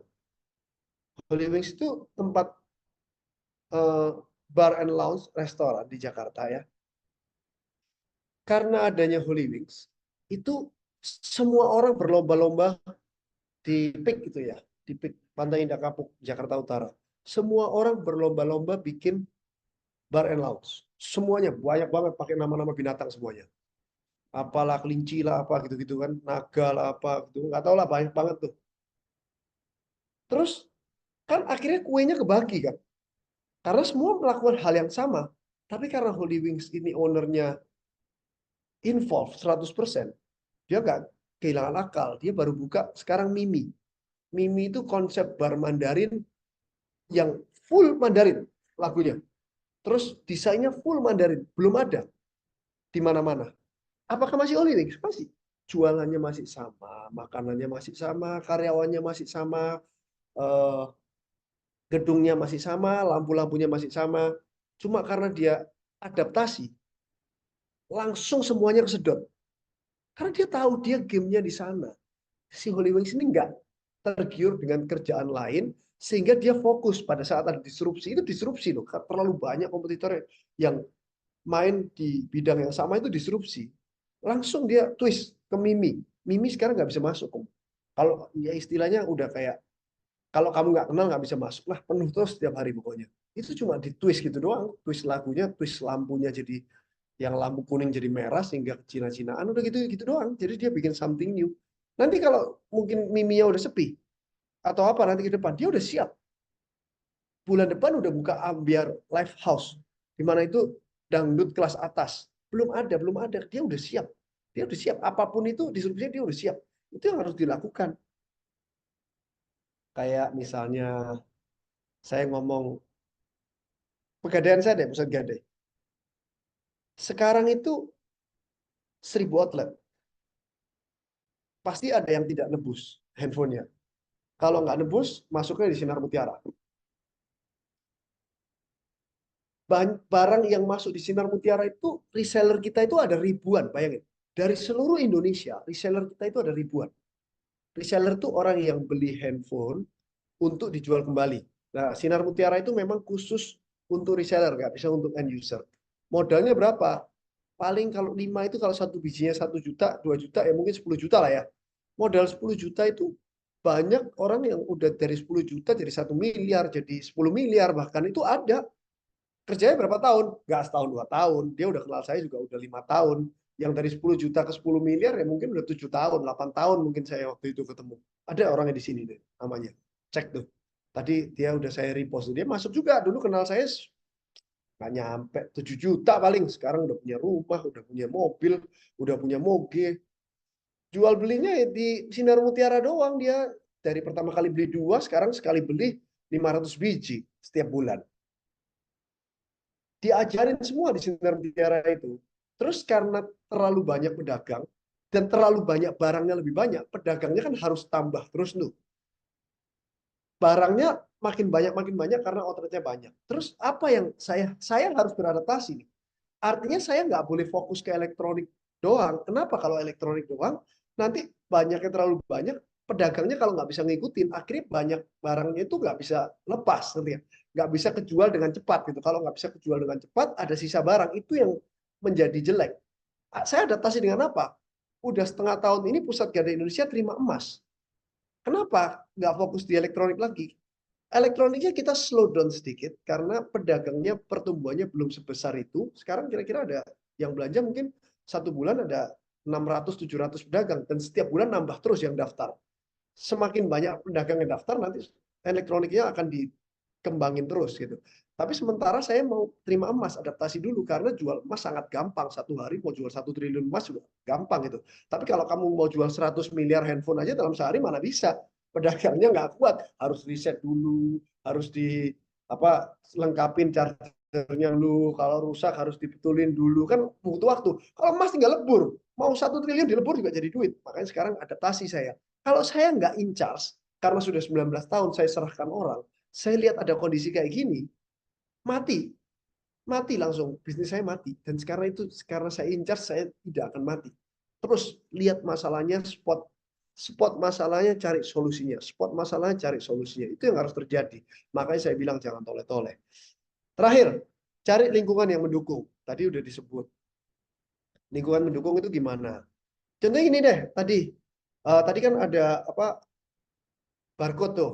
Itu kan saya cuma bikin seru-seruan aja buat kalian yang ikut seminar ini kan orang-orang yang mau maju, orang yang mau belajar, bukan orang yang kaum mendang-mending dan kaum rebahan kan. Intinya dia mau belajar. Dari sana aja kamu kalau ikut tuh bisa lihat nomor-nomor handphonenya orang gitu. Bisa nggak? Nah, kamu bisa lihat nomor-nomor handphonenya orang yang niatnya sama kayak kamu tidaknya. Dengan itu aja lumayan kamu nanti bisa kenalan, bisa ketemu, itu lingkungan kamu itu udah positif tidaknya gitu loh. Terus kalau kamu punya skill tertentu, nah ini salahnya orang ini. Biasanya orang itu kepinginnya itu cari orang yang sukses untuk gendong dia gitu loh. Nah kebiasaan kan kalau Mobile Legends juga gitu. Kaget. Kalau Mobile Legends juga gitu tuh. Kalau bisa satu tim itu jangan ada bebannya. Maunya yang digendong nih sama pro player udah pasti menang gitu. Kamu harus punya skill sehingga pro player itu kalau main sama kamu itu seneng dia. Skill kamu apa tadi? Saya gampang tadi saya bilang Excel. Excel kamu tuh lakukan dengan expert. Skill apapun itu kamu lakukan dengan expert. Sehingga pada saat kamu ada grup itu yang tadi misalnya WA grup, kamu bilang, saya bisa ini, saya kalau ngedit jago banget, gini, gini, gini. Kamu dicariin sama orang gitu. Dicariin sama orang yang mungkin orang lebih hebat dari kamu, lebih kaya dari kamu, tapi dia nggak bisa ngedit. Mungkin dia lebih kaya dari kamu, lebih hebat dari kamu, tapi dia nggak ngerti tentang AI. Yang tadi ngomongin AI, dia suka banget sama AI. Kamu bisa jelasin dia. Walaupun belum bisa apa, tapi setidaknya kamu mengerti itu. Kamu baca tentang AI lebih banyak daripada orang lain, sehingga kamu bisa sharing. Jadi namanya pertemuan dengan orang yang lebih hebat itu tetap tukar pikiran kalau kamu kosong, nggak punya apa-apa. Nggak ada yang mau ketemu kamu, saya kasih tahu. Ketemu kamu mau, 5 menit nyesel dia. Udah nggak ada pertemuan keduanya. Makanya kamu harus belajar sesuatu sampai expert. Dari sana baru bisa mendapatkan lingkungan yang mendukung. Jadi jangan harap kamu kalau nggak punya apa-apa, kamu bisa ketemu sama orang yang lebih hebat dari kamu. Ketemunya cuma sekali-sekali doang, buat apa gitu. Oke? Terakhir nih. Mana cari? Ini. Karakter yang harus dipunyai oleh entrepreneur yang belum mulai usahanya. Yang belum mulai usaha, karakter yang kamu harus punya itu disiplin, terus tekun, kreatif, fair, percaya diri, adaptif, pekerja keras, pekerja cerdas, pengambil resiko. Ini saya bahas, kalau bahas semua nanti nggak masuk Q&A. Nanti mungkin kalau ada kesempatan ketemu lagi kita kita akan bahas satu demi satu ini. Kita kupas. Sekarang kita kupas dulu yang fair dulu deh. Fair. Fair ini kalau eh, maksudnya fair ini gini. Win-win. Nah, win-win ini. Kalau kamu nggak punya skill, kamu minta ketemu orang, atau gini deh, kayak tadi deh, kamu saya suruh cari di RT-mu orang yang paling kaya tadi dengan bawa donat, ya.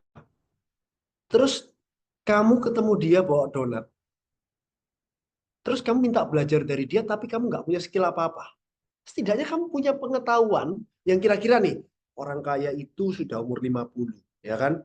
Terus dia itu nggak ngerti tentang ilmu pertiktokan lah. Nah, kamu kan nggak sekaya dia, tapi kamu ngerti pertiktokan. Nah, setidaknya saat kamu ketemu dia, kamu masih bisa cerita dunia TikTok. Pak, dunia TikTok itu Pak ya, ada loh Pak, cari duit itu joget-joget, terus orang disuruh nyumbang, terus dapat duit. Itu kira-kira dapatnya segini Pak. Ada loh Pak orang kayak gitu Pak. Terus ada yang di apa dilempar-lempar bola jatuh ke air. Itu ada loh Pak, dapat duit tuh Pak. Satu hari dapat segini, sebulan dapat segini. Bagi orang umur 50-an yang dunia pertiktokannya lemah, itu adalah hal yang menarik. Bagi kamu biasa aja untuk seumur kamu. Tapi bagi dia itu hal menarik. Jadi dia senang ketemu kamu. Wah, ada ya dunia gitu ya. Coba lihat dong. Kamu kasih lihat ini, Pak. Dia ngerti. Yang belum tentu anaknya mau share kayak gitu. Jadi kamu tuh harus punya sesuatu yang strength, yang kuat pada saat kamu share. Jangan maunya dengerin doang, tapi kamu nggak dapat apa-apa. Kamu nggak share apa-apa. Udah orangnya bosen nanti. Jadi tetap harus fair. Harus kamu saling tuker gitu loh. Apa yang kira-kira menarik di hidup kamu, kamu ceritakan. Ada loh kayak gini. Jadi nanti dapatnya itu vice versa, saling saling berbalik arah gitu. Itu namanya fair. Fair yang sekarang itu fair yang itu yang tadi. Fair yang saya mau itu adalah sekarang dalam dunia bisnis. Banyak orang mikir fair itu gini. Hmm, pada saat saya nawarin bisnis ke orang, ya, si A nawarin bisnis ke B, si B nggak punya uang, ya, tapi punya skill si B ini, punya skill, nggak punya uang, kepepet dia. Wah, tapi kalau saya kerja sama si B ini, saya bisa kaya nih. Si B dipanggil sama si A. B, kamu saya gaji ya 20 juta. Terus nanti naik gajinya kalau sudah omsetnya naik, itulah intinya. Karena dia nggak punya uang dan lagi kepepet, iya aja dong B-nya. Terus seiring waktu kan si B yang jalanin usahanya jadi besar nih. Dia tetap 20 juta. Padahal dia nanganin terus, dia tetap 20 juta. Terus si B merasa nggak fair. Waduh, saya yang jalanin semua ini. Padahal dari awal ide bisnis saya semuanya ini mentang-mentang punya uang. Kamu merasa fair? Nggak apa-apa dong. Orang dia udah mau kok. Saya tawarin dia mau kok waktu itu. Ini yang bedanya. Pada saat titik itu, dia tidak punya opsi untuk ngomong tidak mau. Ingat itu. Jadi orang bilang mau, belum tentu itu fair. Kamu harus bayangkan posisi dia. Emang dia ada opsi untuk bilang nggak mau? Dia nggak bisa. Dia harus bilang mau. Dia perlu uangnya gitu loh. Tapi kamu harus fair. Kalau dia yang membesarkan semuanya dari awal titik nol sampai gede apa semuanya, kamu harus fair. Kasih saham, kasih apa. Yang sehingga dia itu pada saat kerja itu merasa seneng gitu loh. Jadi terus-terusan, nggak dia dongkol terus aja, aduh tahu gitu saya itu tahu gitu. Itu kamu nggak fair. Makanya yang namanya fair ini dalam banget kalau kita bisa bahas kupas. Tadi saya bilang tadi tuh, kalau ada satu pertanyaan tuh, saya jawab di sini tadi saya baca, kok dari 100M ke 1T caranya gimana?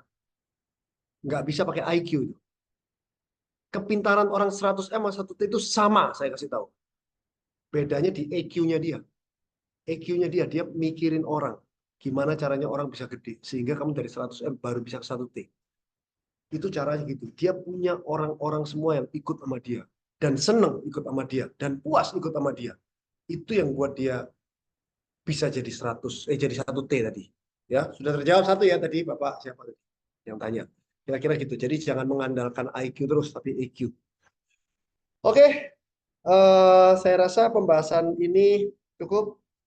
Nah, thank you. Ini sekali lagi yang tadi belum scan, kalau mau scan untuk bikin komunitas yang positif, silakan.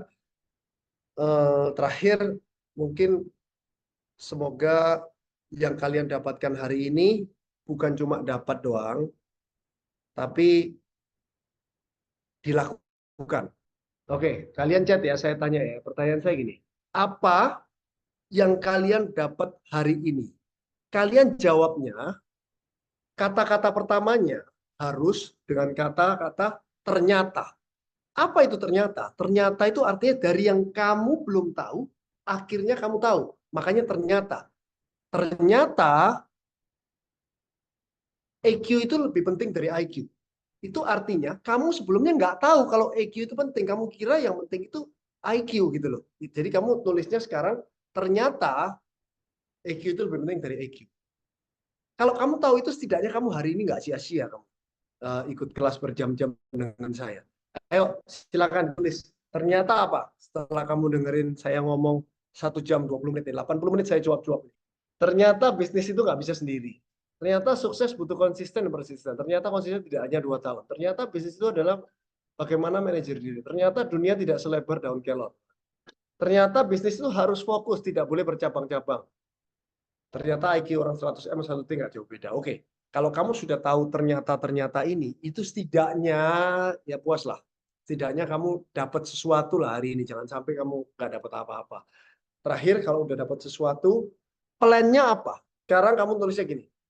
Setelah Zoom meeting Ko Andrew ini ditutup, yang tadinya saya apa, mulai sekarang saya mau apa? Berarti kan? Kamu akan merubah hidupmu seperti apa?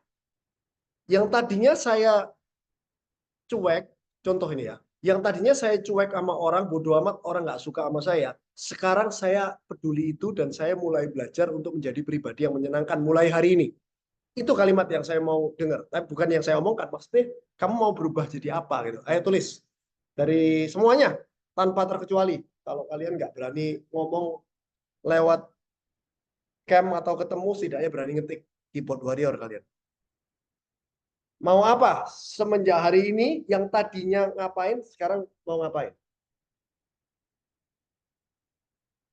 Yang tadinya saya malu untuk bertanya, menjadi tidak malu.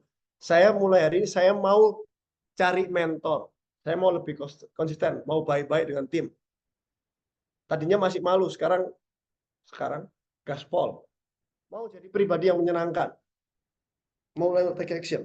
Saya kasih tahu ya. Kalau kamu sekarang memang sudah menjadi pribadi yang menyenangkan, jangan sampai kamu nulis saya mau jadi pribadi yang menyenangkan. Itu kamu nggak berubah apa-apa. Jadi kalau kamu memang introvert, kamu diam, nggak berani ngajak ngomong orang duluan, baru kamu boleh. Saya akan belajar itu kok. Saya akan belajar itu. Saya akan coba kok. Kalau kamu sudah kayak gitu, terus kamu kayak gitu, kamu nggak belajar apa-apa. Mungkin tadi kamu jam 1 nggak usah masuk. Gunanya apa kamu masuk kamu? Tapi kamu nggak berubah. Gitu. Oke? Saya mau. Oke. Oke. Terus. Ketik terus. Saya mau golf.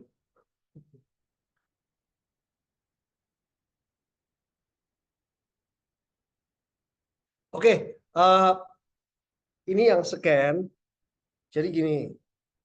Nanti kan saya mau bikin komunitas ini yang positif, saling menguatkan. Jadi nanti tolong yang eh, di grup WA community ini jangan iklan-iklan lah, jangan spam lah. Nanti yang spam sama iklan-iklan terpaksa saya blok karena mengganggu lainnya gitu ya. Terpaksa saya blok. Tadi saya lihat udah mulai banyak yang spam. Spam yang nggak penting. Jadi bagi insight yang bagus, ngomong yang berguna lah, jangan ngomong yang spam itu ya. Ada beberapa, nggak banyak, 2-3 orang yang gitu terpaksa saya blok nantinya.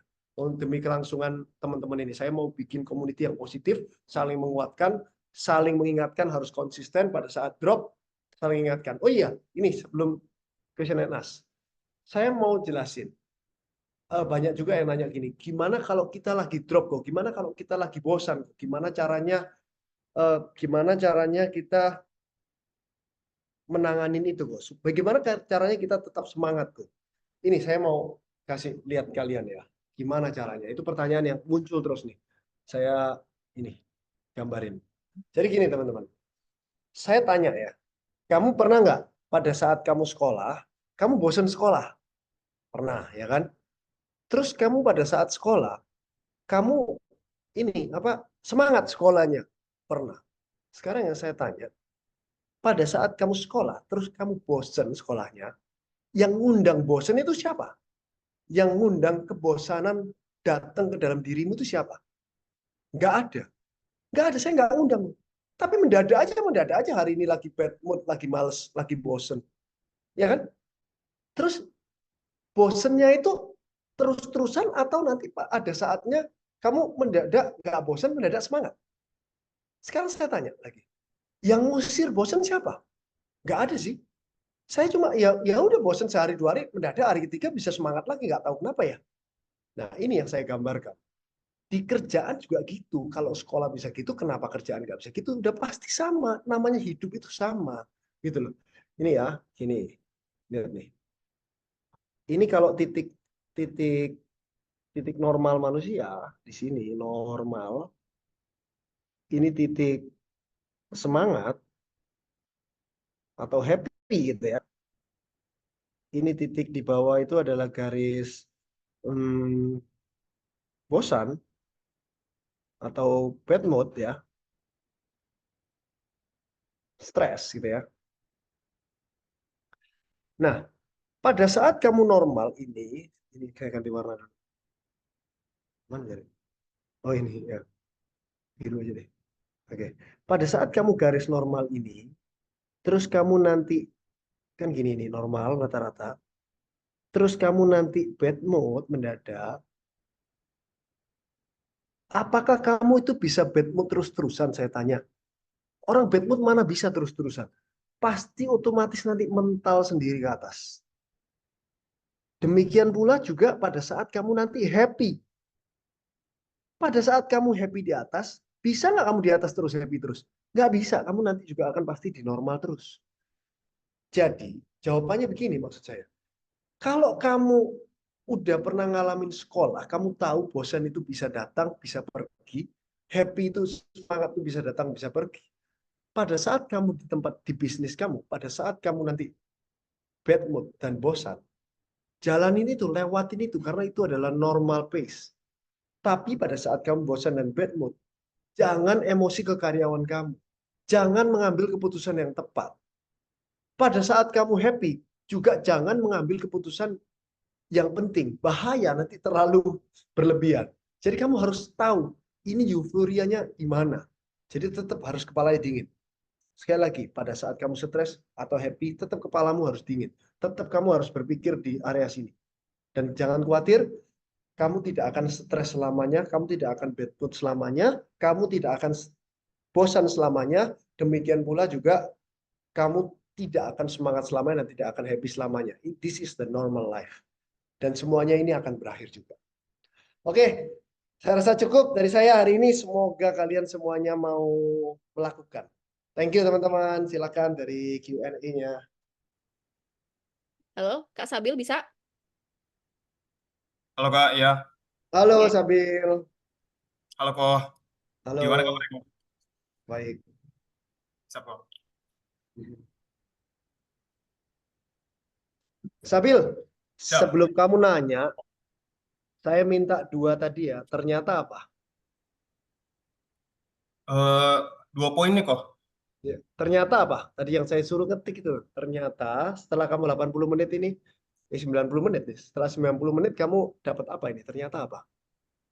Ternyata eh, yang saya dapatkan dari Ko Andrew itu, saya selama ini mikir kok, kalau saya itu bisa apa-apa sendiri, cari duit sendiri. Saya kira EQ itu lebih penting lah dari EQ. Jadi saya selama ini nggak terlalu belajar sosialisasi sama orang, nggak mikirin gimana sih perasaan orang, gimana POV dari dia. Ternyata Oke. setelah belajar dari webinar Ko Andrew, saya tahu kalau, oh, EQ itu ternyata penting ya dalam networking, penting dalam bersosialisasi untuk orang. Karena Tapi masuk akal ya. masuk akal kok, masuk akal kok. Oke, Saya belajar paham. ya. Siap kok. Saya Oke. udah baru beli kok. Wih, cepet amat. Langsung beli bukunya. Jangan gila. Oke, mantap, mantap. Oke, dibaca dan dipraktekkan. Pasti nggak nyaman, tapi dicoba. Siap kok. Silakan keluar dari zona nyaman. Pertanyaannya? Pertanyaan saya tadi kok, kalau misalnya Kak Andrew nih, mulai lagi dari nol, dengan keadaan finansial mulai dari nol. Tapi dengan ilmu Ko Andrew yang sekarang, dengan pengetahuan Ko Andrew sekarang, Ko Andrew bakalan mulai dari mana? Oke, Sabil, thank you ya. Di off cam dulu. Siap. Thank you Sabil. Oke, kalau saya mulai dari nol tapi punya otak yang sekarang, saya akan ngelamar kerja di orang. Di bisnis yang nggak terlalu besar bisnisnya, tapi saya bisa ketemu sama ownernya atau setidaknya GM-nya. Kalau bisnisnya terlalu besar, kamu masuk di Sinarmas, mana mungkin kamu ketemu ownernya. Bisnis yang menengah lah, yang ya pokoknya kamu waktu di interview kamu tanya aja posisinya. Saya bukan kamu. Saya waktu di interview saya akan tanya, saya posisinya apa? Posisi nggak penting, tapi saya bisa ketemu ownernya nggak? Bisa ketemu GM-nya nggak? Setidaknya orang yang berpengaruh nggak? Kalau saya bisa, saya mau. Terus begitu masuk, nggak harus gade ya. Nah kalau diterima di gade lebih bagus, saya bisa di posisi saya atau di F&B. Tapi kalau apapun itu, kalau saya masuk misalnya di bengkel gitu atau apapun lah, saya bisa ketemu ownernya. Saya nggak akan langsung ketemu ownernya. Begitu saya masuk, saya akan kerja sebaik mungkin, sedisiplin mungkin sampai bersinar di tempat itu. 3 bulan lah setidaknya. Tapi dalam waktu 3 bulan itu saya akan pelajarin bisnis bengkel seluruh Indonesia. Kalau tahu, kalau perlu saya harus tahu ada berapa bengkel di Indonesia, di luar negeri ada berapa, bengkel yang paling bagus itu gimana, cara skill up bengkel itu gimana, dan lain-lain tentang bengkel yang kira-kira bos saya nggak tahu. Saya akan pelajarin benar-benar dalam. Kalau perlu 100 PPT saya akan pelajarin, saya rangkum menjadi 5 PPT. Pada saat saya udah bersinar kedisiplinan saya dan EQ saya bagus dan lain-lain, terus saya punya kesempatan untuk ketemu dengan bosnya atau GM-nya, saya akan dengan rendah hati dan humble untuk bertukar pikiran tentang apa yang saya riset dan langkah apa yang mungkin dilakukan tanpa harus keluar uang banyak. Karena bosmu itu nggak mungkin mau dengerin kamu kalau itu berdarah-darah keluar uangnya. Jadi kamu harus bikin strategi yang keluar uangnya dikit, hasilnya banyak. Gimana caranya? Makanya belajar sebanyak mungkin tentang bisnis itu. Begitu kamu udah bisa, kamu belajar tentang present. Kalau saya udah bisa tentang presentasi, kalau belum bisa, kamu belajar tentang bagaimana cara the effective presentation. Jadi presentasi yang efektif itu ngomongnya dikit, tapi langsung to the point. Kalau kamu bertele-tele juga, walaupun bagus isinya nggak jadi, nggak dapet gitu, kamu nggak bisa mempengaruhi bosmu. Tanpa kamu minta apa-apa ke bosmu ya. Yang penting usahanya dengan adanya kamu masuk itu usahanya dia bisa naik. Dengan adanya itu saya rasa usaha tidak mengkhianati hasil. Jadi itu yang akan saya lakukan. Melamar kerja di tempat yang menengah, tapi bisa ketemu bosnya, dan saya akan belajar mati-matian, riset mati-matian, bekerja dengan maksimal, disiplin, sampai bersinar di tempat itu, dan cari waktu untuk ketemu bosnya, untuk tukar pikiran, untuk skill up bisnis dia tanpa keluar uang yang banyak. Gitu kira-kira Sabil. Oke Nadine, saya rasa sudah. Baik kok. Gimana Sabil? Puas nggak? Siap. Puas kok. Masih boleh kok. Kayaknya nggak boleh. Kalau kasihan lainnya. Coba tanya Nadine. Sikat aja kok. Sikat aja kok. Ya, ya silakan.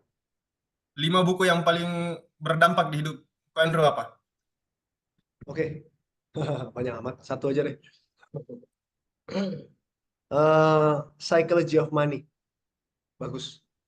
Ada kata-kata yang paling bagus.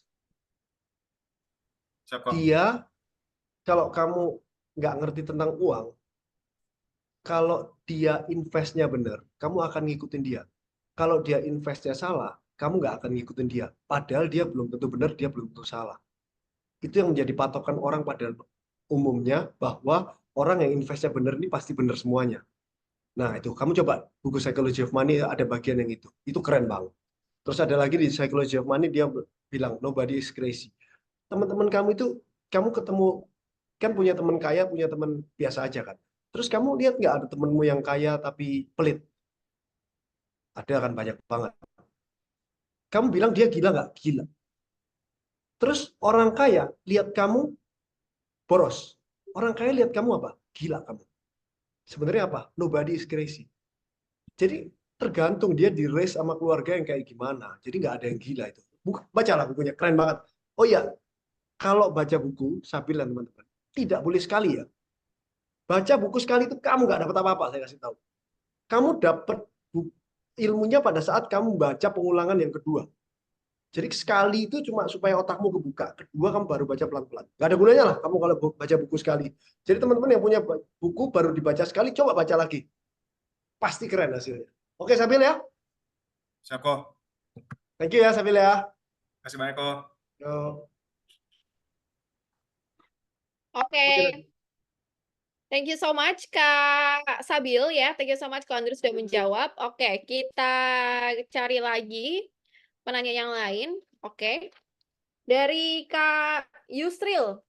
Boleh Kak Yusril dibantu buat Enggak, ini lagi. dinaikin Kakak admin? Kak Yusril. Bukan nanya sih, cuma ingin tahu orang itu ngechatnya apa. Oke. Nggak bisa ya. Tes, masuk nggak? Tidak dapat Masuk. memulai video. Ya, boleh dibantu Kakak admin ya, dijadikan panelis dulu dan di pin. Yes, udah jadi co-host. Udah bisa Kak? Halo, tes. Sebenarnya apa sudah terlihat? Oke, udah kelihatan. Bentar, di pin dulu. Naruto banget nih. Iya, Naruto ini. Iya. Sebentar, agak keren dikit. Bentar. Jurus 1000 bayangan ini ya. Nah, logo Oh, ya, kamu bagus nih. tadi Yo. dong. Bagus tadi padahal, iya. Iya. Udah. Ah. Nah, gitu tuh.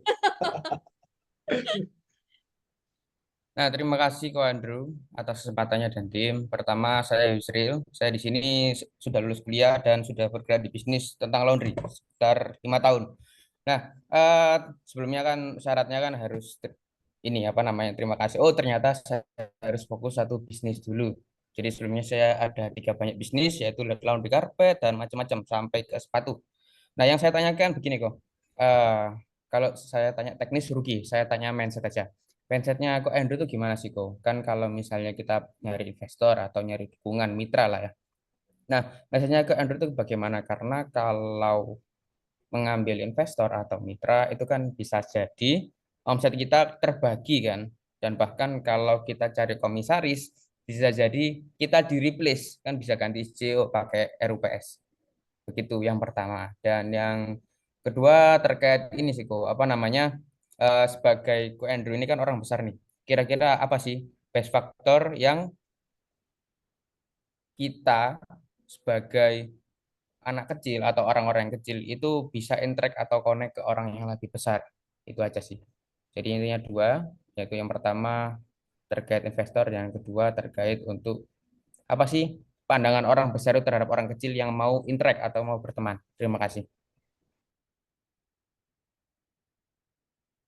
Oke. Mic-nya jangan di off dulu dong, tolong Yusril, karena Yusril masih utang saya yang kedua. Mulai hari ini, setelah dengar 90 menit, kamu mau melakukan apa yang kamu belum lakukan sebelumnya? Baik, terima kasih kok. Izin jawab. Jadi untuk terkait yang saya lakukan, yang pertama saya mulai fokus satu bisnis saja. Meskipun kalau memang sangat urgent, yaitu menjadi komisaris seperti Ko Andrew. Jadi membuat create a new leader, meneruskan leader. Bukan menjadi leader yang utama di company, jadi membuat leader baru. Terima kasih Ko Andrew, motivasinya luar biasa. Oke, thank you Yusril, thank you ya, sudah ternyata dan sudah janji mau fokus di satu bisnis. Jadi gini,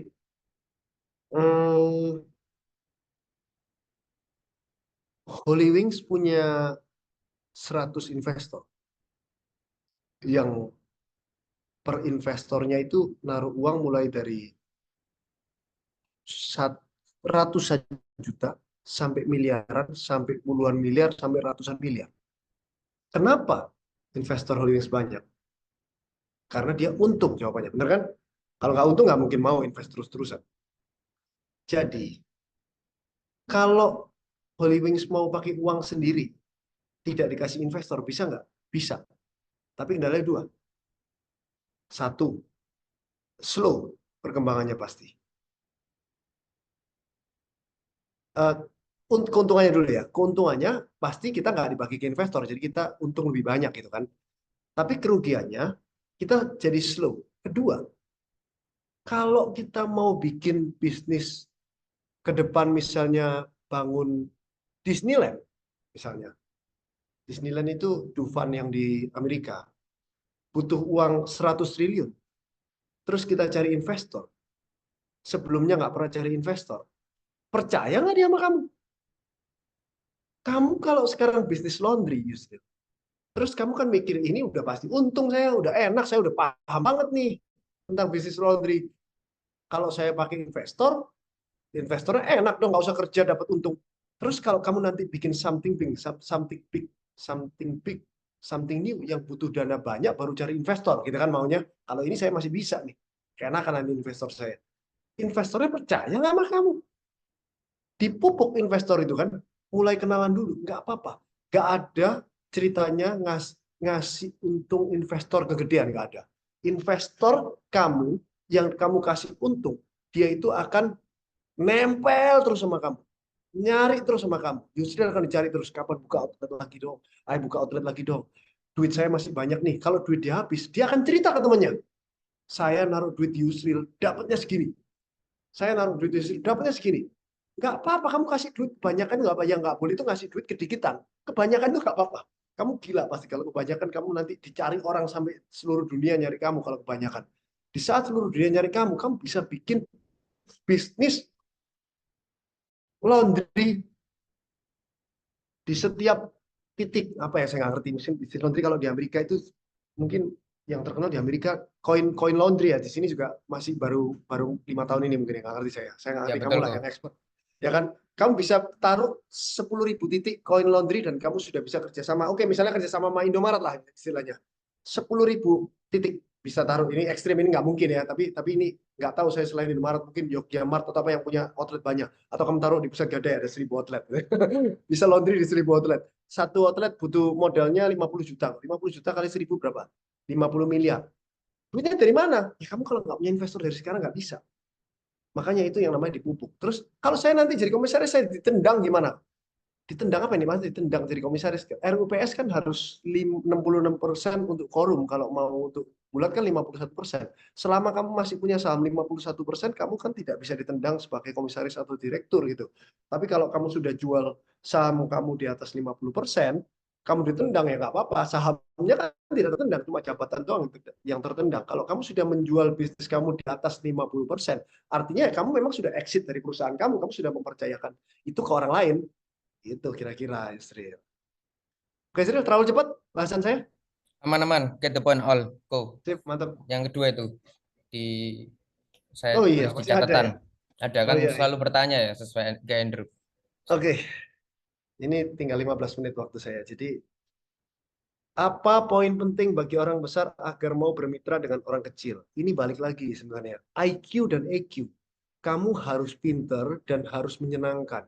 Kamu bawa kepintaran doang, orang besar nggak mau ngomong sama kamu. Kamu bawa sopan doang, humble doang, menyenangkan doang, nggak punya IQ yang dibawa, orang besar juga nggak mau. Tapi kamu gabungkan keduanya dan kamu expert di satu bidang, mau ketemu. Jadi kamu itu berbeda sama orang lain. Jadi kamu itu ada something yang DM saya itu banyak banget Yusril, setiap hari. Kok ketemu dong? Kok ketemu dong? Kok ketemu dong? Ini nggak jelas orang ini. Kok ketemu dong? Kalau saya iya, ini saya ketemu 1.000 orang dong sehari. Tapi kan ada orang, kok saya punya bisnis ini, untungnya segini, saya di sini, cara gedein gimana? Saya gini. Jadi ada perkenalannya, ini orang ini strong apa. Jadi kamu strong. Kamu itu beda sama orang lain. Jadi kamu harus tunjukkan kamu itu beda sama orang lain. Jadi kamu pantas untuk ketemu gitu. Kalau kamu sama orang lain nggak punya kemampuan apa-apa, buat apa saya ketemu kamu itu? Buat apa? Yang mau ketemu 1.000, 1 bulan 30.000, waktunya dari mana? Jadi kamu harus berbeda sama orang lain, punya uniqueness, sehingga saya mau ketemu sama kamu, orang besar mau ketemu kamu karena kamu unik. Tuh, kira-kira gitu sih, Yusril. Baik, terima kasih ke Andrew itu kok yang di obrolan. Ada lagi. Bagaimana Pak Andrew bisa mendiversifikasi bisnis dari bidang finansial ke retail, elektronik, dan lifestyle entertainment? Oh gini, ini simple. Saya kan bisnis gadai, terus kan ada yang tidak ditebus. Kalau tidak ditebus itu kan harus dijual. Jadi saya bisnisnya kan gampang untuk menjual barang yang tidak ditebus dulu. Itu udah banyak banget. Sekali lagi nih, saya mau mengajak teman-teman di sini yang mau kaya. Kalau kamu jadi belum punya kerjaan, tapi kamu punya uang 10 juta, 100 juta, 500 juta. Reseller saya ada yang mulai dari 10 juta, sekarang sekali belanja 1 miliar. Gitu. Untungnya banyak nggak sih, kok? Kan tanya gitu. Ya, mungkin 15% lah ya. Kalau misalnya kamu punya uang 10 juta nih ya, kamu untung anggap 7,5%, 10 juta. Berarti berapa itu? 750.000 ya kan? Terus 1 bulan belanja 2 kali karena 2 minggu udah habis. Tanggal 15 belanja lagi 10 juta. Pakai uang yang sudah 10 juta 750 itu. Jual lagi 10 juta 750 dapat 5% lagi 750.000. Berarti 10 juta kamu dapat 1.500.000 kan? Jadi 11.500.000 bulan kedua. 11.500.000 belanja lagi 11.500.000. Itu yang dilakukan orang compounding. 15% itu 1 tahun itu 180%. Uangmu kali 3 dalam 1 tahun. 10 tahun berapa T itu? Kalau kali 3 tahun. Jadi saya mengajak orang yang mau kaya itu masuk jadi reseller Sinar Mutiara, saya jamin kaya. Tapi rata-rata coba kamu buka Instagram Sinar Mutiara Sale itu bisa belanja online, bisa belanja offline. Rata-rata kamu susah untuk masuk karena terlalu banyak orang yang kontak. Kamu nanti mungkin pakai kode kayak saya ini masuk di webinarnya Ko Andrew tanggal 22 Juni kata Ko Andrew bisa kaya nih gitu. Nanti diajarin, belanja itu diajarin, ini loh kamu beli yang ini. Kamu belinya ini kan harganya segini, jualnya segini ya. Jangan murah-murah, jualnya segini gitu. Nanti diajarin semua. Aduh, cara kaya gampang, tinggal kamu niat. Nah, itu kira-kira. Kalau kamu nggak boleh diversifikasi, orang lain yang nggak punya bisnis justru kamu boleh diversifikasi. Kamu laundry aja. Saudara kamu atau siapa nggak apa-apa. Kamu fokus laundry, jangan itu. Udah. Kira-kira gitu. Itu gampang. Itu Sinar Mutiara ya. Terus lifestyle entertainment itu tadi kamu telat kali masuknya. Tahun 2020 itu saya invest di Holy Wings karena dapat deal yang bagus. Karena pada saat itu tutup dia. Oke, Israel ya. Baik, Kasih terima kesempatan kasih lainnya. Ko. Sudah Thank you ya. terjawab. Ya, terima kasih. See you. Thank you. Thank Ayo, you, satu lagi. Yusril. Oke, satu lagi ya kok ya, berarti sampai jam 4 ya. Sampai jam 4. Oke, dari Kak Ronald ya di sini boleh Kak Ronald silakan dibantu. Kak Ronald di sini bertanya soal gym market size. Gym market size kecil untuk revenue paling tinggi dan bertanya soal buying power. Oke, boleh Kak Ronald ya yang merasa bertanya soal gym market size silakan coba di naikin Kakak admin. Coba Kak Ronald ya. Boleh dibantu Kak? Kakak admin boleh dibantu, sudah ketemu belum ya?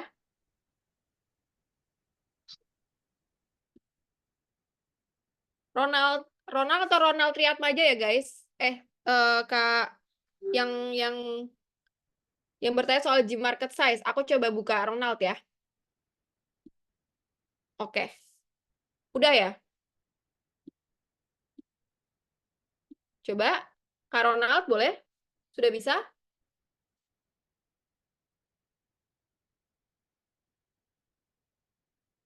Kak Ronald, hai. Apakah sudah bisa Kak Ronald? Boleh Oke, belum ada ya guys ya. Belum masuk ya. Oke, Ko Andrew kita ganti lagi ya. Kita ganti dengan Kak Adrian Natalegawa. Kak Adrian Natalegawa. Kak Adrian Natalegawa boleh dibantu dinaikin Kakak admin.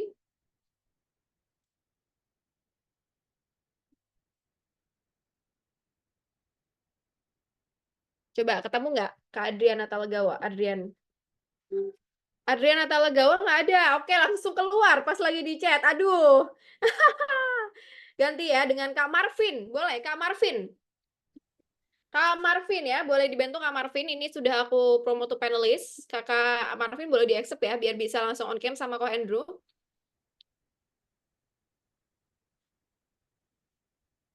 Kak Marvin, sudah belum ya? Ayo guys, Kak Marvin boleh?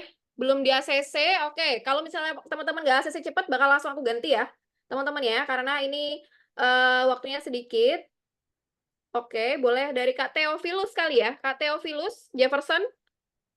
Oke, Kak Theophilus Jefferson ya, silakan buat. Oke, sudah bisa ya. Coba Kak Theophilus. Oke, ini dia. Silakan, aku pin ya. Bisa Kakak admin boleh dibantu? Tes, apakah ada suaranya?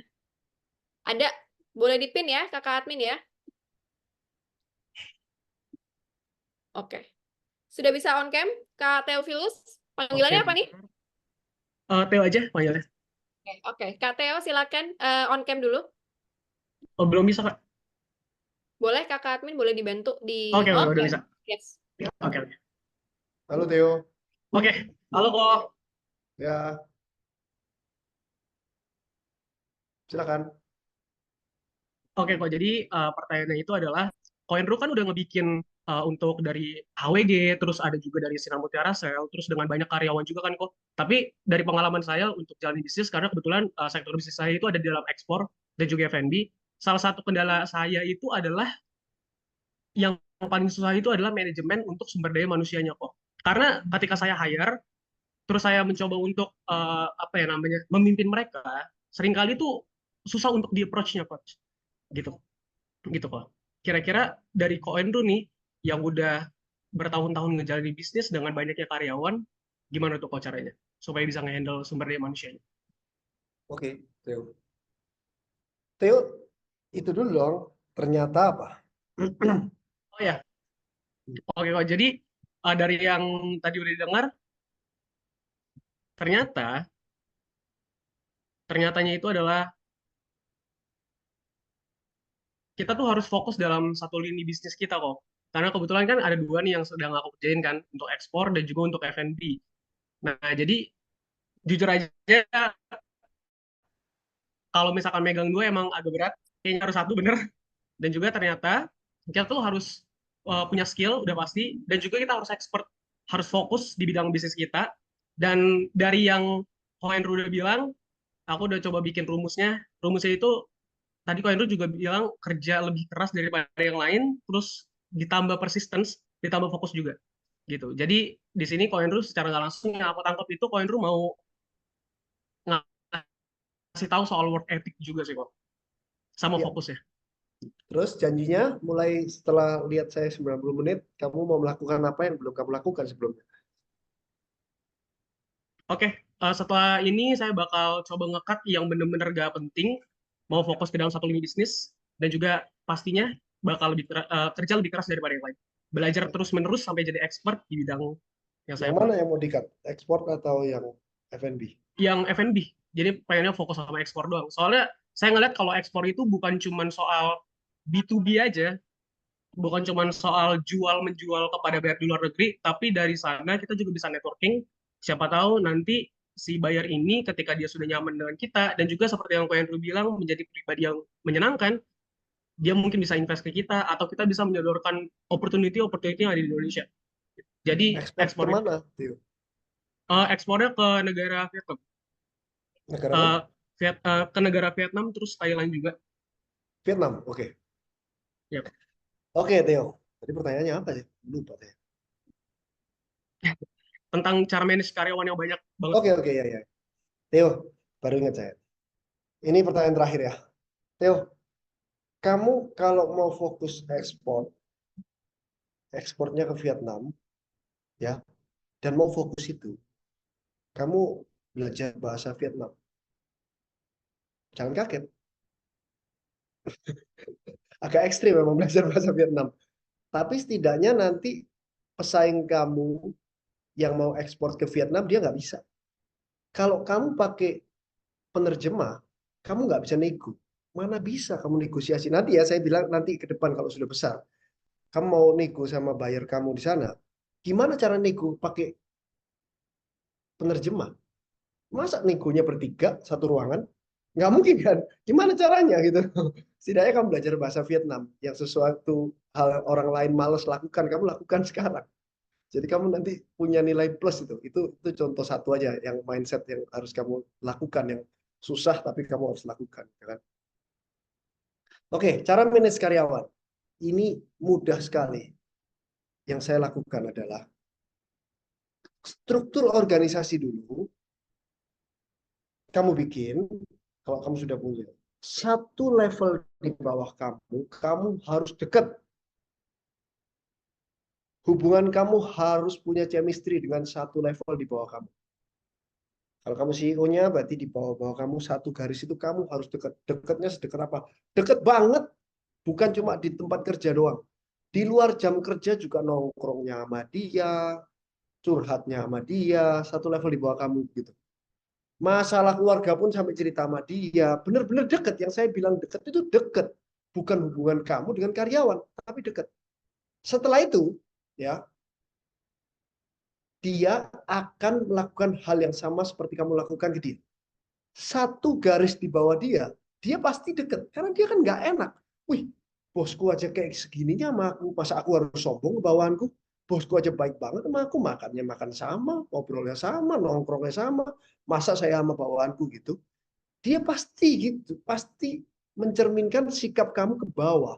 Jadi piramida itu, kalau bawahnya salah, atasnya yang salah, paling atas itu dia pasti salah. Sikap kamu itu, makanya sikap kamu dibenerin ke bawah, bawahnya nanti akan bener pasti. Bawah nanti akan bener lagi ke bawah. Jadi yang kan kamu yang pusing tuh yang di bawah kan, keluar masuk pusing kan. Caranya itu atasnya yang kamu deket, nanti atas ini akan menjaga bawahnya, atasnya lagi akan menjaga bawahnya lagi. Ya, gitu Theo, gampang Theo. Jadi mulai sekarang gitu caranya. Terus kamu kasih tahu tipsnya ke bawahmu satu itu suruh mendekati ke bawah, udah pasti. Kalau relationship bagus semua, udah gampang. Itu kalau masalah gaji lah, masalah fasilitas lah, itu nomor 2.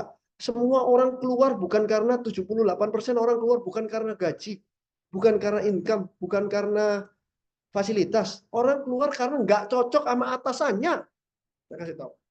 Udah pasti. Udah, hubungan kamu aja yang dibenerin dengan satu layer di bawah kamu. Oke, Theo, semoga membantu dan semoga bisa dilaksanakan. Oke, teman-teman, selamat sore. Thank you sudah datang. Thank you sudah ikut webinar ini. Saya harap tadi ternyatanya dan janjinya itu buat kamu sendiri. Saya harap dari 1.400 orang ini 1.400, 2.000 lebih yang nggak tahu berapa yang daftar, 2.000 lebih, semuanya yang nanti dengar rekaman dan lain-lain, terhadap diri kamu itu harus ada perubahan. Kalau kamu begini-begini aja, dan kamu setelah dengerin ini, kamu melakukan hal yang sama, kamu mengharapkan hasil yang berbeda, itu nggak mungkin. Jadi kamu harus melakukan sesuatu yang berbeda, harus keluar dari zona nyamanmu ini menjadi sesuatu yang baru, yang nggak enak kamu lakukan mulai hari ini. Kalau dapat insight baru, lakukan, coba, dan belajar dari kesalahan. Thank you teman-teman, selamat sore.